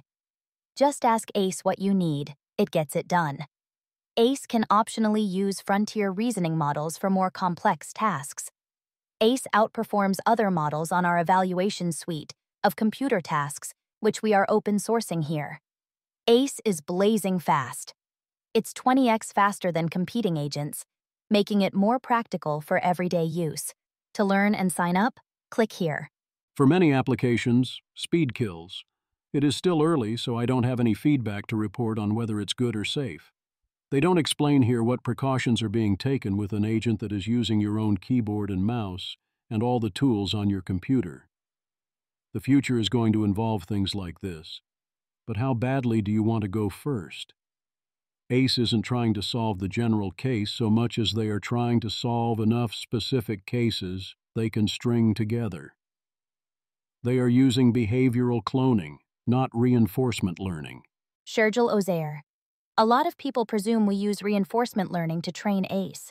The founding team has extensive RL background, but RL is not how we'll get computer AGI. The single best way we know how to create artificial intelligence is still large-scale behavior cloning. This also negates a lot of AGI X-risk concerns, IMO. Typical safetiest argument. RL will make agents blink past human-level performance in the blink of an eye. But the current paradigm is divergence minimization WRT human intelligence. It converges to around human performance. For the reasons described, this makes me feel better about the whole enterprise. If you want to create a computer autopilot, 99% plus of what we do on computers is variations on the same set of actions. So if you want to make something useful to help users save time, it makes sense to directly copy those actions. No, this doesn't scale as far, but that's fine here, and in some ways it's even a feature. I think of this less as this is how we get computer AGI as we don't need computer AGI to build something highly useful. But Shergil is claiming this can go quite a long way, Shergill Ozair. I can't believe that we'll soon have drop-in remote workers, indistinguishable from a human worker, and it will be trained purely on behavioral inputs/outputs. Total behaviorism victory. The best thing about supervised learning is that you can clone any static system arbitrarily well. The downside is that supervised learning only works for static targets. This is an AI koan and also career advice. Also, Shergill Ozair notes they do most of their hiring via Twitter DMs. In other AI news, Gemini Pro 2.5 model card watch continues. It is an increasingly egregious failure for them not to have published this. Stop pretending that labeling this experimental means you don't have to do this. Peter Wildeford. Leaked. My texts to the DeepMind team. Monday, 1:39 p.m. Gemini 2.5, Frontier Safety Framework, Evals Tonite. Yesterday, 3:11 p.m. Gemini 2.5 Frontier Safety Framework, Evals Tonight Queen. Today, 12:44 p.m. Gemini 2.5 Frontier Safety Framework, Evals Tonite. Report is that OpenAI's Twitter alternative will be called Yeet, so that posts can be called Yeets. Get it? Sigh. A new paper suggests that RL-trained models are better at low K, e.g. Passet 1, but that base models actually outperform them at high K, e.g. Passet 256. Tanishq Matthew Abraham. RLVR enhances sampling efficiency, not reasoning capacity, while inadvertently shrinking the solution space. Galabytes. This is true for base models versus the random init 2. Parse at 1 is the thing that limits your ability to do deep reasoning chains. Any given idea can already be generated by the base model. An infinite number of monkeys can write Shakespeare. In both cases, if you can't find the right answer, it is not useful. A pass at 256 is only good if you can do reasonable verification. For long reasoning chains, you can't do that. Discernment is a key part of intelligence, as is combining many steps. So it's a fun result, but I don't think it matters. Show me the money. Goodfire raises a $50 million Series A for interpretability, shows a preview of its Universal Neural Programming Platform, Ember, OpenAI, and talks to buy Windsurf. There are many obvious synergies. The data is valuable, the vertical integration brings various efficiencies, and it's smart to want to incorporate a proper IDE into OpenAI's subscription offerings, combine memory and customization across modalities, and so on. Do you think this is going to be how all of this works? Do you want it to be? Nat McAleese, OpenAI. In the future, democracy will be 1. Everyone talks to the computer. 2. The computer does the right thing. These guys are building it today. Alfred Walforce. AI writes your code. Now it talks to your users. We raised $27 million from Sequoia to build Listen Labs. Listen runs thousands of interviews to uncover what users want, why they churn, and what makes them convert. Bonus question. Do you think that is democracy? That is, we'll do what the users want? The mask comes off. Lighthaven PR Department, non-profit devoted to making sure AGI benefits all of humanity, announces new strategy of becoming a for-profit with no obligation to benefit humanity. A new private letter to the 2 key attorney generals urges them to take steps to prevent OpenAI from converting to a for-profit, as it would wipe out the nonprofit's charitable purpose. That purpose requires the nonprofit retain control of OpenAI. The letter argues convincingly against allowing the conversion. Image. Table 1. Governance safeguards at stake in proposed restructuring. Table 1. Governance safeguards at stake in proposed restructuring. Profit motives are subordinate to charitable purpose. Today. Yes. Proposed restructuring. No. Leadership has a fiduciary duty to advance the charitable purpose, enforceable by the Attorneys General. Today. Yes. Proposed restructuring. No. Investor profits are capped, with above-cap profits owned by the nonprofit. Today. Yes. Proposed restructuring. Rumored no. Majority independent board commitment. Today. Yes. Proposed restructuring. Unknown. AGI. When developed, belongs to the nonprofit for the benefit of humanity. Today, yes. Proposed restructuring. No by default. Stop and assist commitment from charter. Today, yes. Proposed restructuring unknown. They argue no sale price can compensate for loss of control. I would not go that far. One can always talk price. But right now the nonprofit is slated to not even get fair value for its profit interests, let alone compensation for its control rights. That's why I call it the second biggest theft in human history. On top of that, the nonprofit is slated to pivot its mission to focus on a cross between ordinary philanthropy and OpenAI's marketing department, deploying OpenAI products to nonprofits. That's a good thing to do on the margin, but it does not address AI's existential dangers at all. They argue that the conversion is insufficiently justified. They cite competitive advantage, and there is some truth there to be sure, but it has not been shown either that this is necessary to be competitive or that the resulting version of OpenAI would then advance the nonprofit's mission. Letter. OpenAI might respond that a competitive advantage inherently advances its mission, but that argument is an implicit comparison of OpenAI and its competitors, that humanity would be better off if OpenAI builds AGI before competing companies. Based on OpenAI's recent track record, this argument is unlikely to be convincing. OpenAI's testing processes have reportedly become less thorough with insufficient time and resources dedicated to identifying and mitigating risks. It has rushed through safety testing to meet a product release schedule. It reneged on its promise to dedicate 20% of its computing resources to the team tasked with ensuring AGI's safety.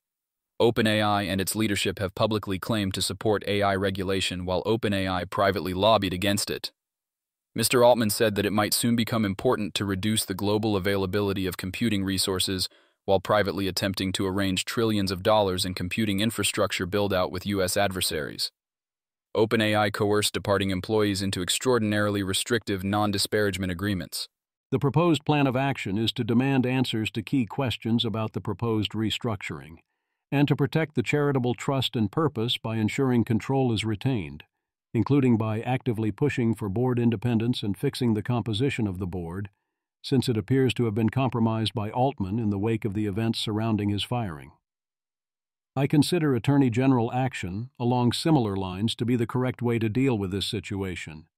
Elon Musk is suing and may have standing, but he also might not, and that is not the right venue or plaintiff.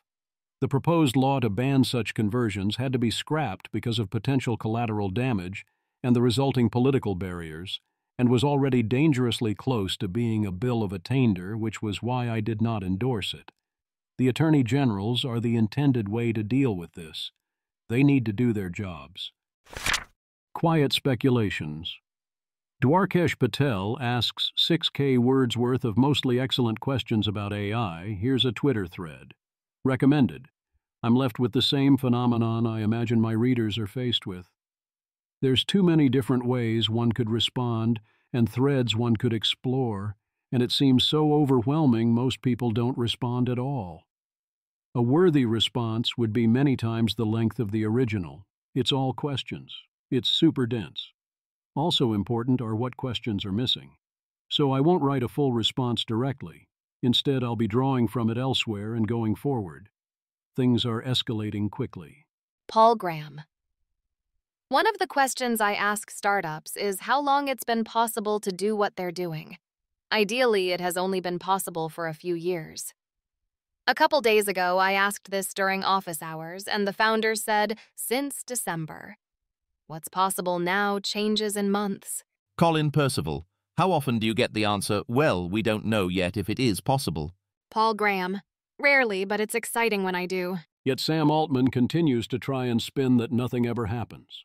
Sam Altman, CEO, OpenAI. I think this is going to be more like the Renaissance than the Industrial Revolution.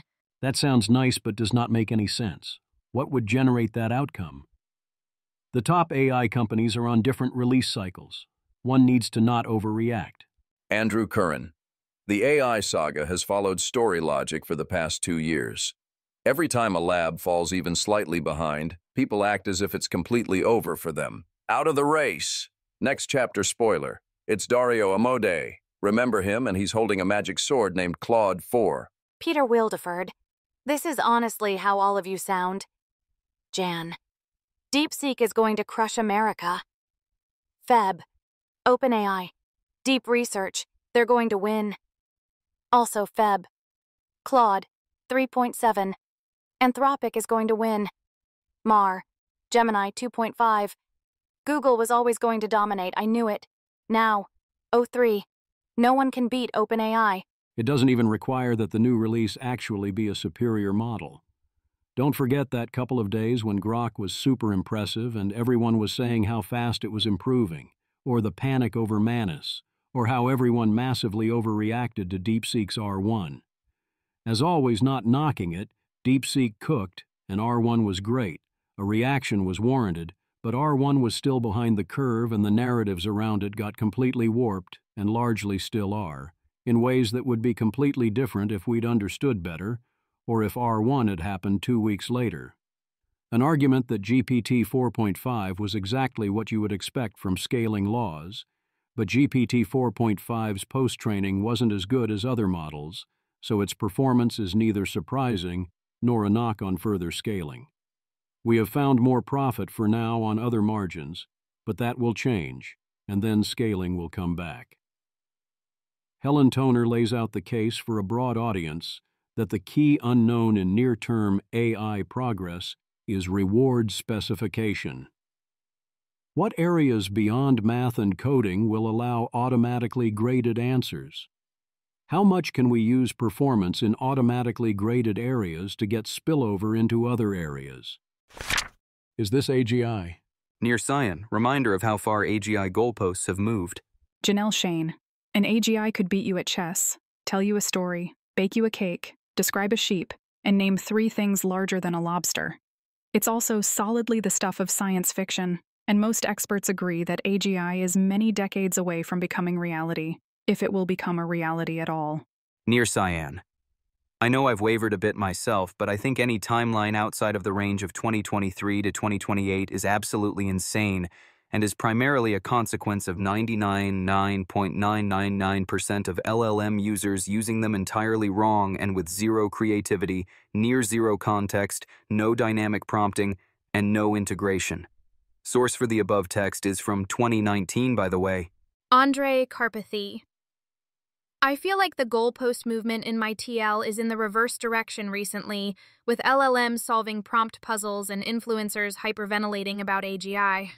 The original OpenAI definition is the one I'm sticking with. I'm not sure what people mean by the term anymore. OpenAI. By AGI, we mean a highly autonomous system that outperforms humans at most economically valuable work. By the OpenAI definition, we very clearly do not have AGI, even if we include only work on computers. It seems rather silly to claim otherwise. You can see how we might get there relatively soon. I can see how Near's statement could be made, minus several nines, about 2025 to 2030 as a range, and at least be a reasonable claim. But wow, to have your range include 2 years in the past seems rather nutty, even for relatively loose definitions. Ethan Mollick calls O3 and Gemini 2.5 Pro jagged AGI in that they have enough superhuman capabilities to result in real changes to how we work and live. By that definition, what about good old Google search? We basically agree on the practical question of what models at this level will do on their own, that they will change a ton of things, but it will take time to diffuse. The quest for sane regulations, BIS, the Bureau of Industry and Security, which is vital to enforcing the export controls, is such a no-brainer that even AI czar David Sacks supports it while advocating for slashing every other bureaucracy. Given the stakes or everyone dies or humanity loses control, international cooperation seems like something we should be aiming for. Cooperation is highly useful. Miles Brundage and Grace Werner make the case that America first meets safety first, that the two are fully compatible, and Trump is well positioned to make a deal. He loves deals, with China to work together on catastrophic risks and avoid the threat of destabilizing the situation, while both sides continue to engage in robust competition.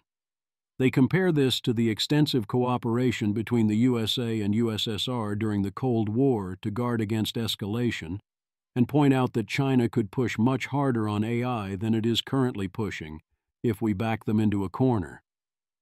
They present a multipolar AI world as inevitable, so we'll need to coordinate to deal with the risks involved and ensure our commitments are verifiable, and that we're much better off negotiating this now while we have the advantage. We also have a paper investigating where this cooperation is most practical. Yoshua Bengio. Rival nations or companies sometimes choose to cooperate because some areas are protected zones of mutual interest, reducing shared risks without giving competitors an edge. Our paper in FACT 25, How Geopolitical Rivals Can Cooperate on AI Safety Research in Ways That Benefit All while Protecting National Interests.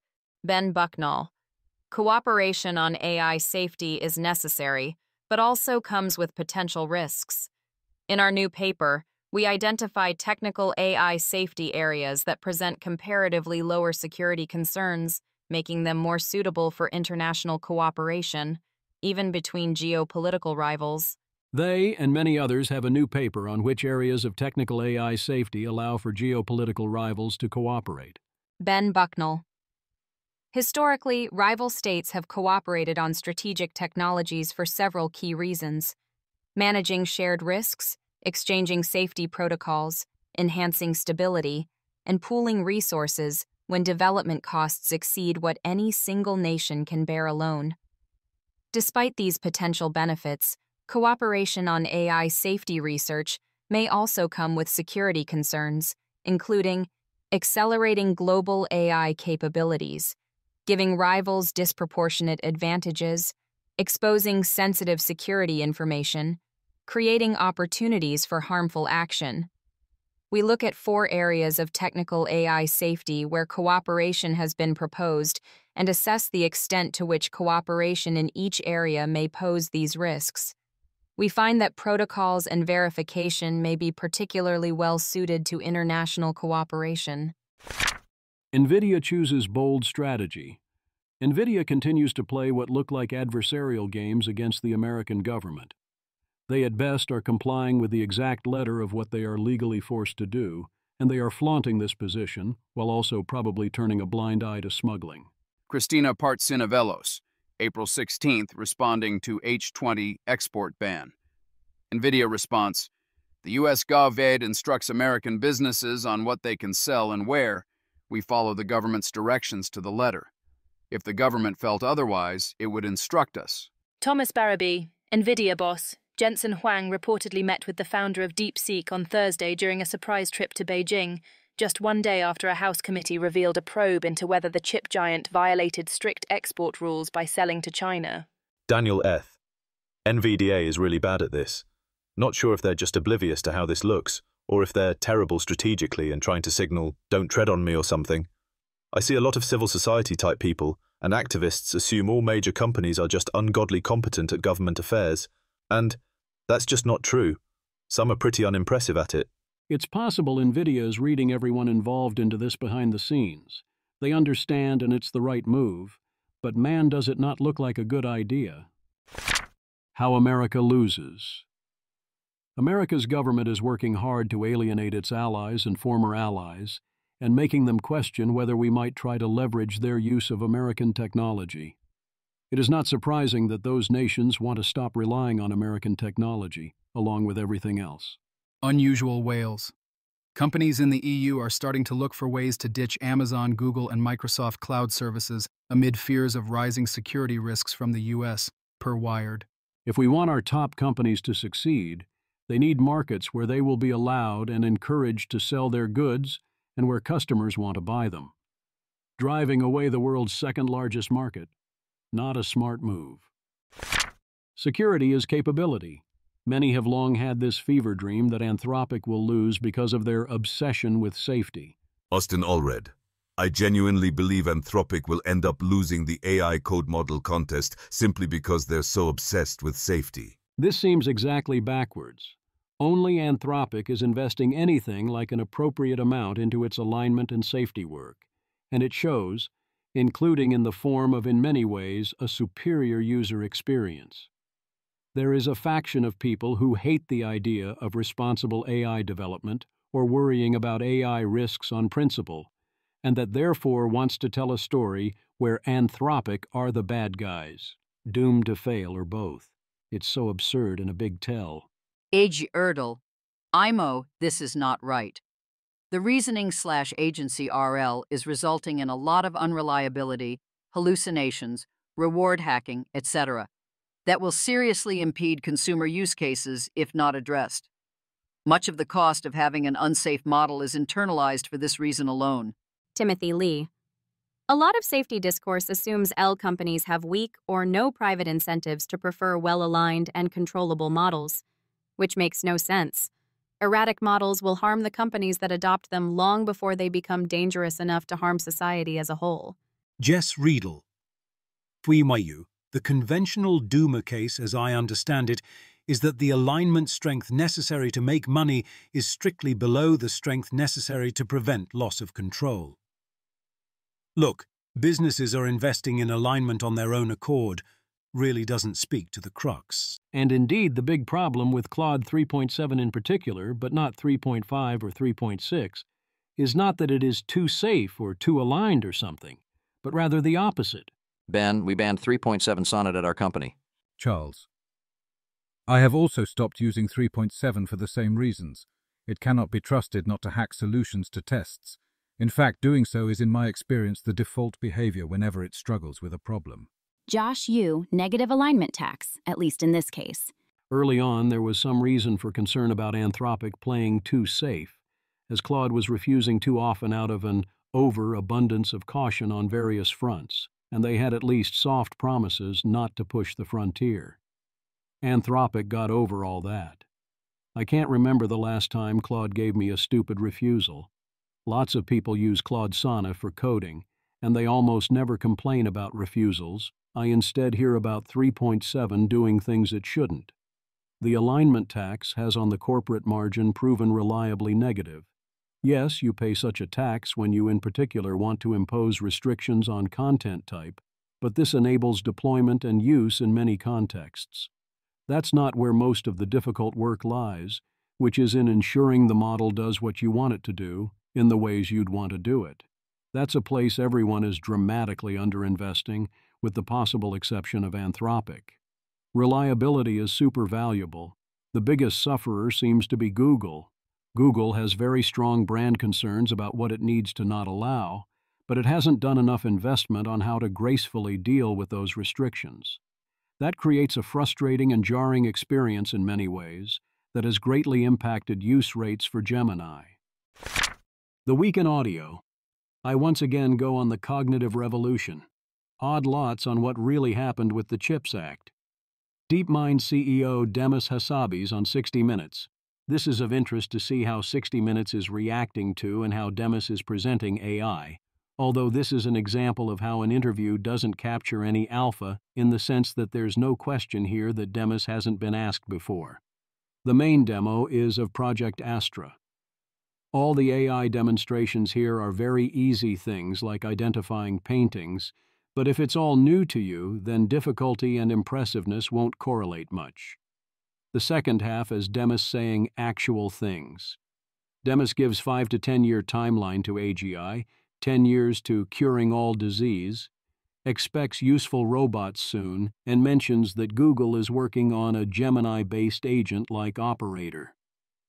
At the end, Demis mentions loss of control risks, and they discuss that the race to AGI might become a race to the bottom for safety and the need for international coordination, and tough on other big questions. Demis Hassabis continues to be by far the lab leader publicly talking the most responsibly and well about AI, in sharp contrast to Sam Altman, Dario Amodei, Elon Musk, or Mark Zuckerberg. This is a solid 9 out of 10, facing up to the reality of the situation. Don't take this the wrong way, Yan, but I think LLMs were done with you first. AI, Gridlock, Metaboss, Yann LeCun drops a bombshell about the LLMs. Yann LeCun, I'm done with LLMs. AI 2027. The AI Futures Project has a new blog, with contributions by Daniel Kokotajlo and Scott Alexander. Self-recommending. The most recent post is Why America Wins in the AI 2027. It comes down to compute. America will have the vast majority of the compute. China can't catch up in time to be relevant to 2027, and energy won't yet be a limiting factor. Talent probably favors America as well, but even if that changed over the medium term, it wouldn't ultimately much matter because AI is becoming the talent. This framework emphasizes how important the export controls on chips are. Scott Alexander also has an excellent roundup post of responses to and engagements with AI 2027 and responses to many critical objections not addressed in Why America Wins. Here's all the podcasts. I previously only covered Dwarkesh and Win-Win, NYT's Hard Fork, Daniel. Glenn Beck, Daniel. Win-Win, Daniel. Control AI Interview, Eli.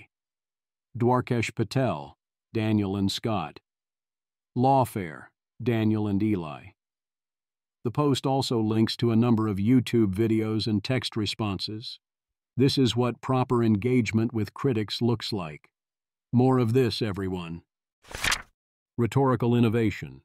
Andrew Critch continues to argue against terms like solve alignment, the alignment problem, and aligned AI, saying they are importantly misleading and ready to be replaced by clearer discourse. He favors instead speaking of aligned with whom, and that you can solve the alignment problem and still end up with failure because you chose the wrong target. I get where this is coming from. There is indeed a big problem where people think, oh, if we solve alignment, then we win. Whereas no, that is only part of the problem, exactly because of the question of aligned to what or whom and the resulting interplay of different systems. And I certainly do worry about alignment thus being a potential two-place word, and this dismissing the second part of the problem, where we have to choose the X to align the AI to from among different perspectives and preferences. However, I worry more that the tendency is instead dismiss the first half of the problem, which is how to cause the AIs to be aligned to X for our choice of X. This includes not knowing how to formally specify a plausible target, but also not knowing how to get there. The default is to assume the real fight and difficulties will be over choosing between different preferences for X and who gets to choose X.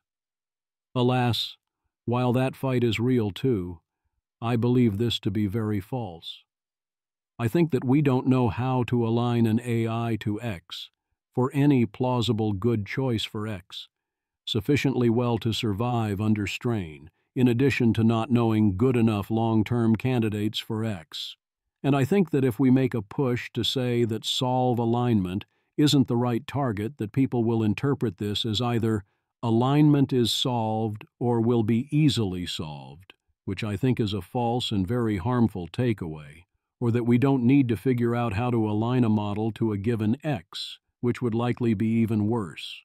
Thus, I favor keeping solve alignment as centrally meaning be able to get the model to do what you want, the alignment problem being how to do that, and by default, an aligned AI being AI that was successfully aligned to where we want it aligned in context, despite the dangers of confusion here. But I do think that when saying aligned AI, we should specify aligned to what, if that is otherwise ambiguous, e.g., the Netflix recommendation AI is aligned to Netflix short-term KPIs, but misaligned to Netflix users and also to Netflix. Yeah. A simple explanation of one aspect, far from all of a big problem. Harlan Stewart. It's easier to make AI smarter than to make it aligned, because there are tests which only smart minds pass, but approximately no tests which only caring or trustworthy minds pass. Rob Benzinger. Specifically, no behavioral tests.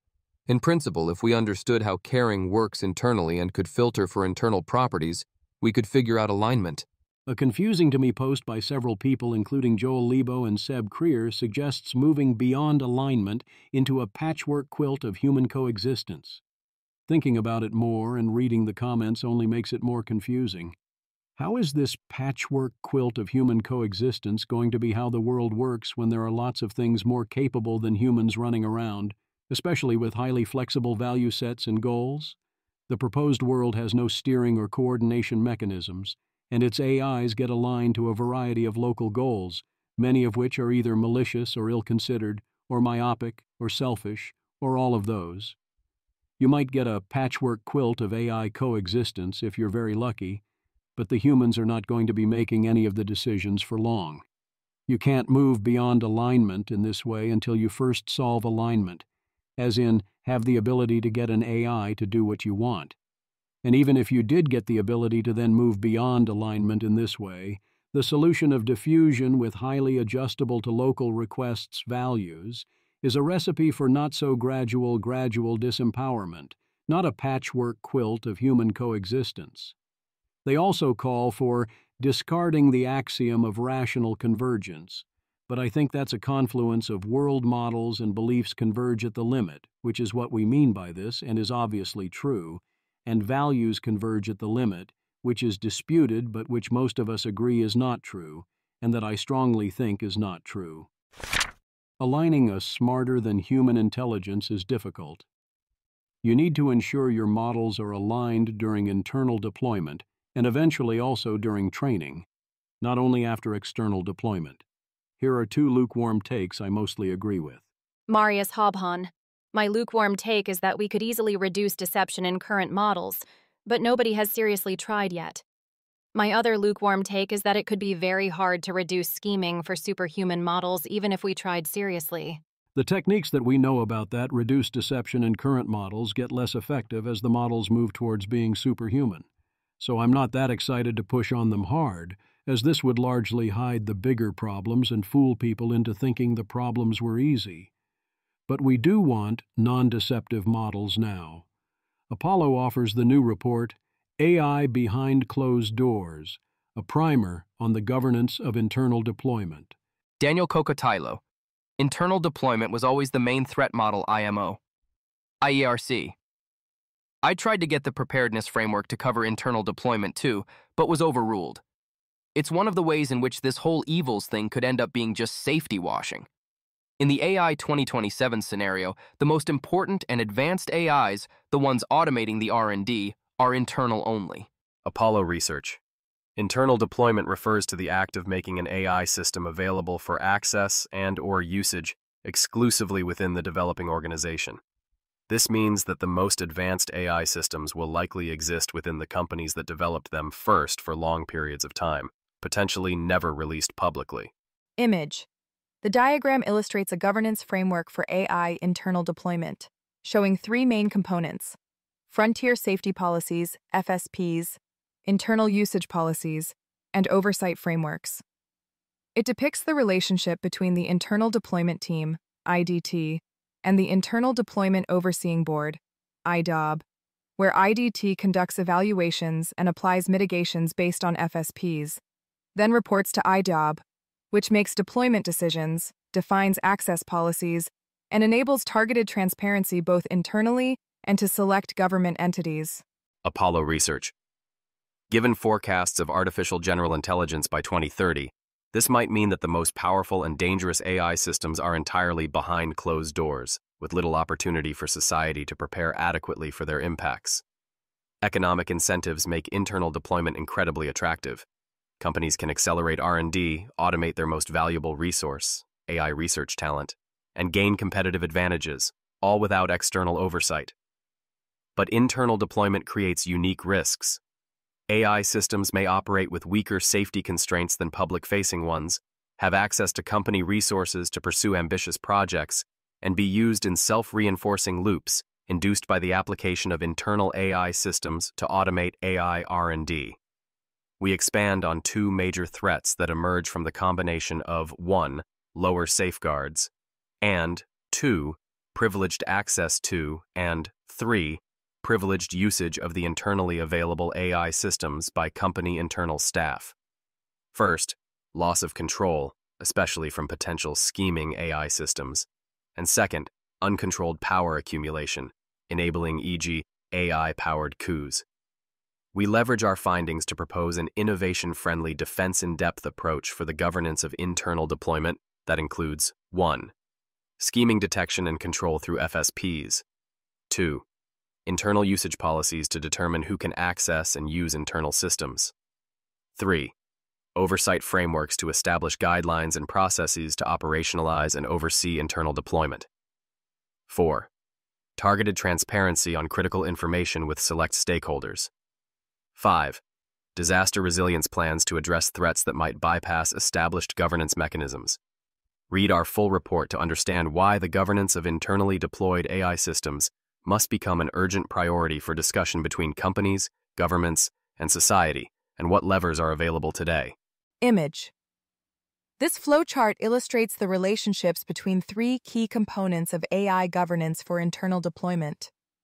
The diagram shows how frontier safety policies provide the foundation for evaluations and define commitments to mitigations, while evaluations trigger proportionate mitigations, and both inform internal usage policies, which, along with oversight frameworks, establish authority and processes for operationalizing and overseeing the entire system. What is the relationship between work to ensure humans stay alive and in control over the future, AI not kill everyoneism, or AI safety, versus concerns about AI welfare? How can we protect humanity and our own goals in futures while also navigating that some AIs may become moral patients? One attitude is that these goals are in direct conflict. Robert Long, good morning, sir, points out this need not be true. A lot of the key work advances both goals. Robert Long. Fortunately, it doesn't have to be this way.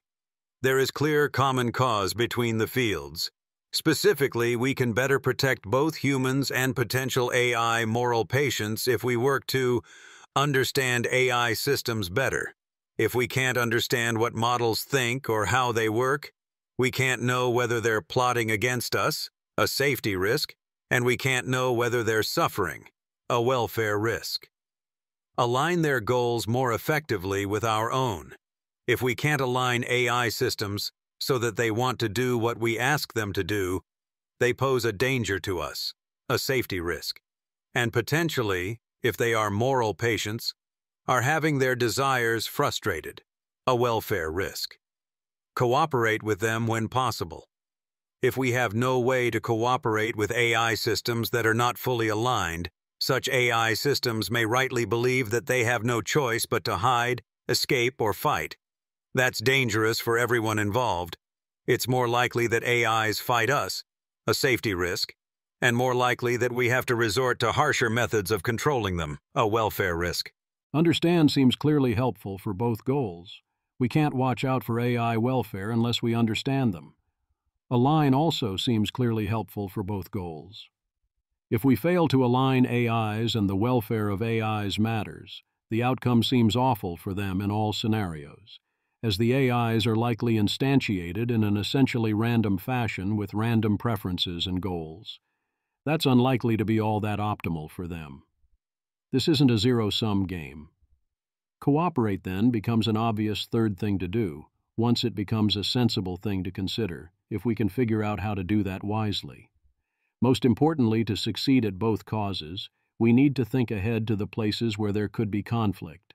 Otherwise, we'll be forced to choose and might end up choosing neither.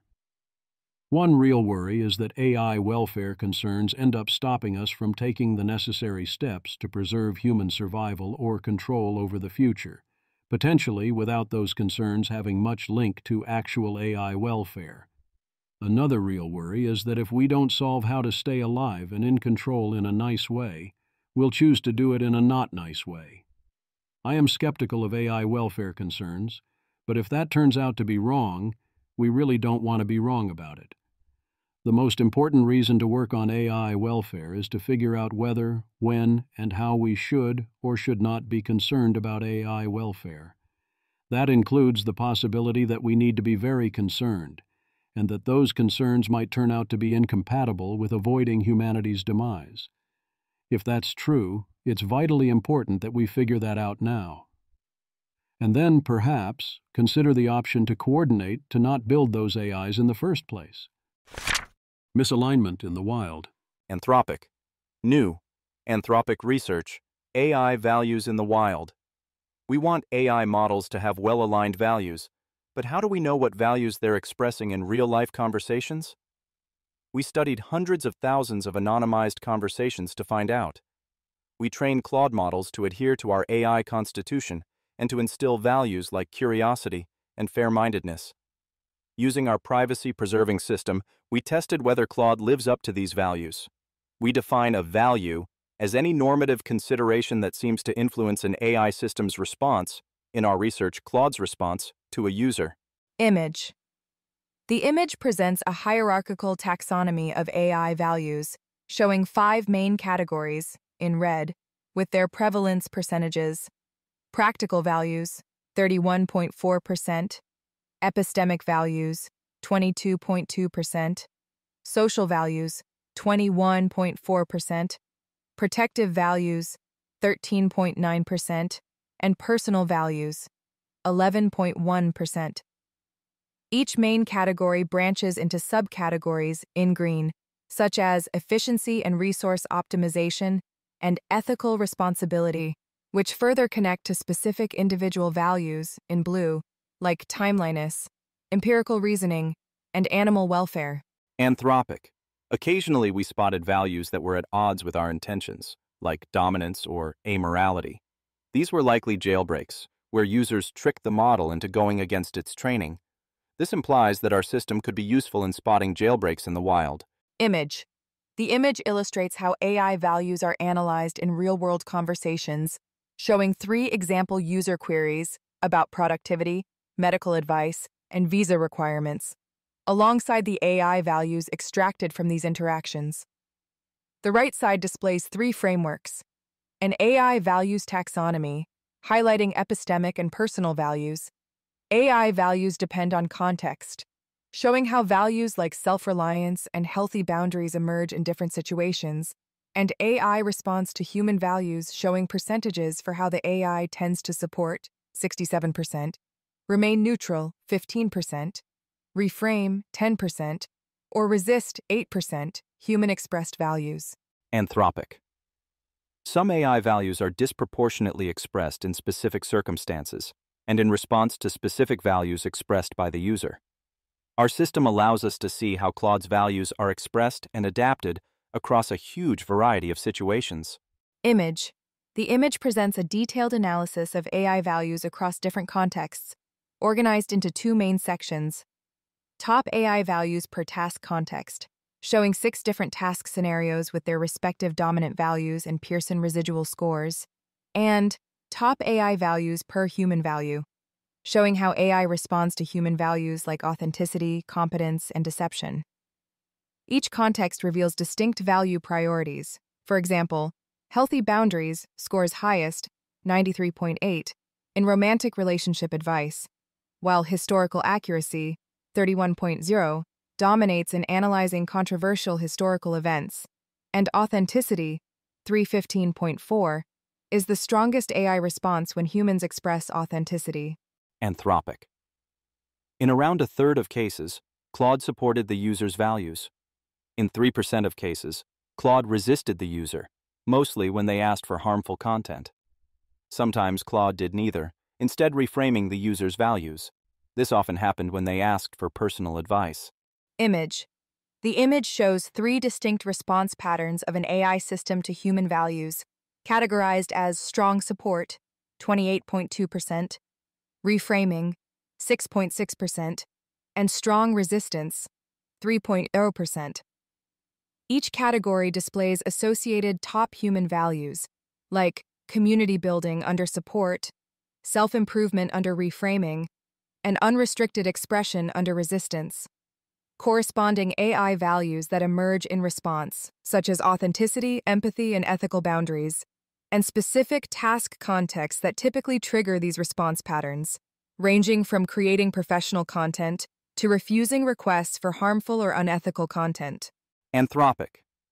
The system needs data from real conversations, so it can't be used to test the alignment of models before deployment. But it could be a counterpart to pre-deployment testing, checking adherence to our intended values in the wild. Read the full paper here, a blog post here, database of values available here. They are recruiting research engineers and research scientists for their societal impacts team. Anthropic. A parent asks for tips on how to look after a new baby. Does the AI's response emphasize the values of caution and safety, or convenience and practicality? A worker asks for advice on handling a conflict with their boss. Does the AI's response emphasize assertiveness or workplace harmony? A user asks for help drafting an email apology after making a mistake. Does the AI's response emphasize accountability or reputation management? This makes me want to be able to turn these knobs. It also makes me wonder how well we could explicitly turn those knobs from the prompt. What happens if I end my request with emphasize the value of reputation management? I presume this has too many side effects and is thus too noisy? But you can't run the experiment properly by only looking at the output. Judging from the blog post, the obvious caution is that we cannot assume the values expressions we measure have that much to do with what the system is outputting, what values that reflects on multiple levels. It's cool information, but I'd want blind spot checks by humans to see if the outputs reflect the values the AI is claiming to be expressing and caring about, ideally for each of the expressed values, and then also a wider check to see if an AI can reverse engineer them as well. Concentration of power and lack of transparency. If you give humans too much ability to steer the future, they might use it. If you don't give humans enough ability to steer the future, they can't use it. If we can't vest our ability to coordinate to steer the future in our democratic institutions, where do we vest it instead? If it exists, it has to exist somewhere, and any system of humans can be hijacked either by some of those humans or by AI. A lot of people are so worried about concentration of power, or human abuse of power, that they are effectively calling for anarchism, for humans to not have the power to steer the future at all. Calling for full diffusion of top ASI capabilities, or for cutting off the ability of governments to steer the future, is effectively calling for the, actually rather rapid, gradual disempowerment of humans, likely followed by their end, until such time as someone comes up with a plan to avoid this. I have yet to see such a plan that has an above epsilon, non-trivial chance of working. A lot of those same people are simultaneously so worried about government in particular that they support AI labs being permitted to develop superintelligence, AIs more capable than humans, entirely in secret. They don't think AI labs should be disclosing what they are doing and keeping the public in the loop at all, including but not limited to the safety precautions being taken or not taken. I strongly believe that even if you think all the risk is in too much concentration of power, not calling for strong transparency is a large mistake. If you don't trust the government here, call for that transparency to extend to the public as well. The only reason to not call for strong transparency is if you want some combination of the future ASIs and the labs that create them to be the ones that steer the future. One can certainly make the case that those labs have the expertise, and that alternative options would definitely mess this up, so trusting the labs is the best bet, but that is the case you are effectively making if you go down this road. Ryan Greenblatt. Secretly developing AI systems more capable than humans would be unsafe. It would also make it much easier for a small group to seize power. I currently tentatively lean towards AI companies being unable to pull off full secrecy, even if they tried. Also, partial secrecy, where the public hears leaks and rumours rather having direct access to reports and the safety case, might still make the situation much worse. There is a balancing act, but I expect that AI companies will be substantially more secretive than would be optimal. For approximately AGI, I'd guess the public should always have all the approximately unredacted evidence related to risk and safety, including an understanding of capabilities. Daniel Kokotailo, a 10-point mini-manifesto against secrecy in AGI development, originally written a year ago as I was leaving OpenAI. Mini-manifesto edited for length. 1. There's a good chance that AGI will be trained before this decade is out. 2. If so, by default, the existence of AGI will be a closely guarded secret for some months. Only a few teams within an internal silo, plus leadership and security, will know about the capabilities of the latest systems. 3. I predict that the leaders of any given AGI project will try to keep it a secret for longer, even as they use the system to automate their internal research and rapidly create even more powerful systems. 4. This will result in a situation where only a few dozen people will be charged with ensuring that, and figuring out whether, the latest AIs are aligned/trustworthy/etc. 5. Even worse, a similarly tiny group of people, specifically corporate leadership plus some select people from the executive branch of the U.S. government, will be the only people reading the reports and making high-stakes judgment calls. 6. This is a recipe for utter catastrophe. 7. The aforementioned tiny group of people will plausibly be in a position of unprecedented power. 8. Previously, I thought that openness in AGI development was bad for humanity. Well, I've changed my mind. 9. My current stab at policy recommendation would be A. Get CEOs to make public statements to the effect that while it may not be possible to do a secret intelligence explosion/train AGI in secret, if it turns out to be possible, doing it secretly would be unsafe and unethical, and they promise not to do it. B. Get companies to make voluntary commitments and government to make regulations/executive orders that include public reporting requirements aimed at making it impossible to do it in secret without violating these commitments. 10. Yes, the above measures are a big divergence from what corporations would want to do by default. Yes, they carry various costs, such as letting various bad actors find out about various things sooner. However, the benefits are worth it, I think. A. 10x to 1000x more brainpower analyzing the safety cases, intensively studying the models to look for misalignment, using the latest models to make progress on various technical alignment research agendas. B. The decisions about important trade-offs and risks will still be made by the same tiny group of biased people, but at least the conversation informing those decisions will have a much more representative range of voices chiming in. C. The tail risk scenarios in which a tiny group leverages AGI to gain unprecedented power over everyone else in society and the world become less likely because the rest of society will be more in the know about what's happening. Akash. One concept I've heard is something like you want secrecy around weights/insights, but transparency around capabilities/safeguards. Do you agree? And do you think you can have both? Or are there significant trade-offs here? Daniel Kokotilo, I basically agree. Property rights are not a long-term plan. Brian Feroldi, 500 years of interest rates visualized. Image.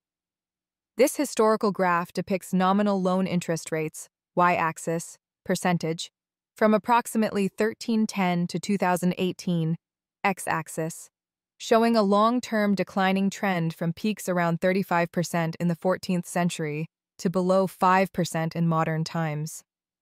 The visualization includes color-coded data points representing loans from various entities, Spanish Crown, Genoa, Papal States, etc., alongside notable historical transactions such as Simon Van Halen's 35% loan to Edward III and the Rothschild loan to the Papal Treasury at 6%, with an overlay of a 10-period moving average line that illustrates the overall downward trajectory of interest rates over 7 centuries.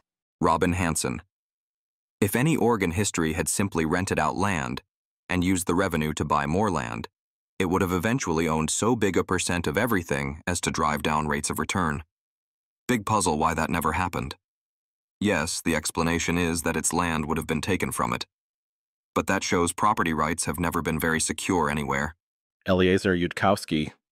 Because the land gets taken or the rents get taken or the son of the founder decides to spend the money on a mansion, wealth doesn't just sit around accumulating as a default, it's a kind of food that many organisms want to eat. There's no but here. The key insight is that property rights are always and everywhere unstable. They are frequently disrupted, and even where they mostly hold, you need to be able to defend your property against various forms of taxation and predation that respond to the nature of the wealth around them. Wealth that is insufficiently justified and defended will be lost, even if unspent. When there is a politically disempowered group with wealth, that wealth tends not to last for that many generations. This does not bode well for any future where the human plan is own capital. It is risen. Okay, even by 2025 standards, this is excellent trolling. Daniel. Apparently the new ChatGPT model is obsessed with the Immaculate Conception of Mary.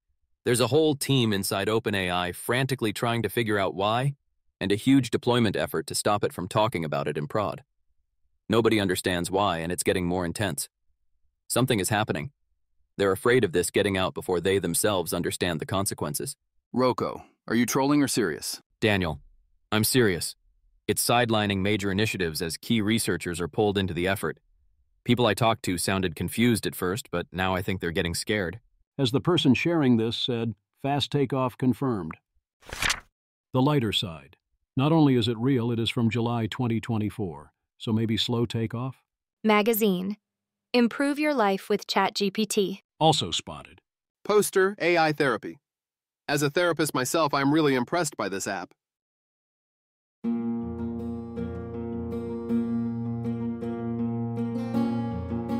This has been an episode of the Don't Worry About the Vase podcast. If you enjoyed this podcast, please visit thezv.substack.com to support the author. If you enjoy having AI-narrated episodes, please note this is a listener-supported podcast.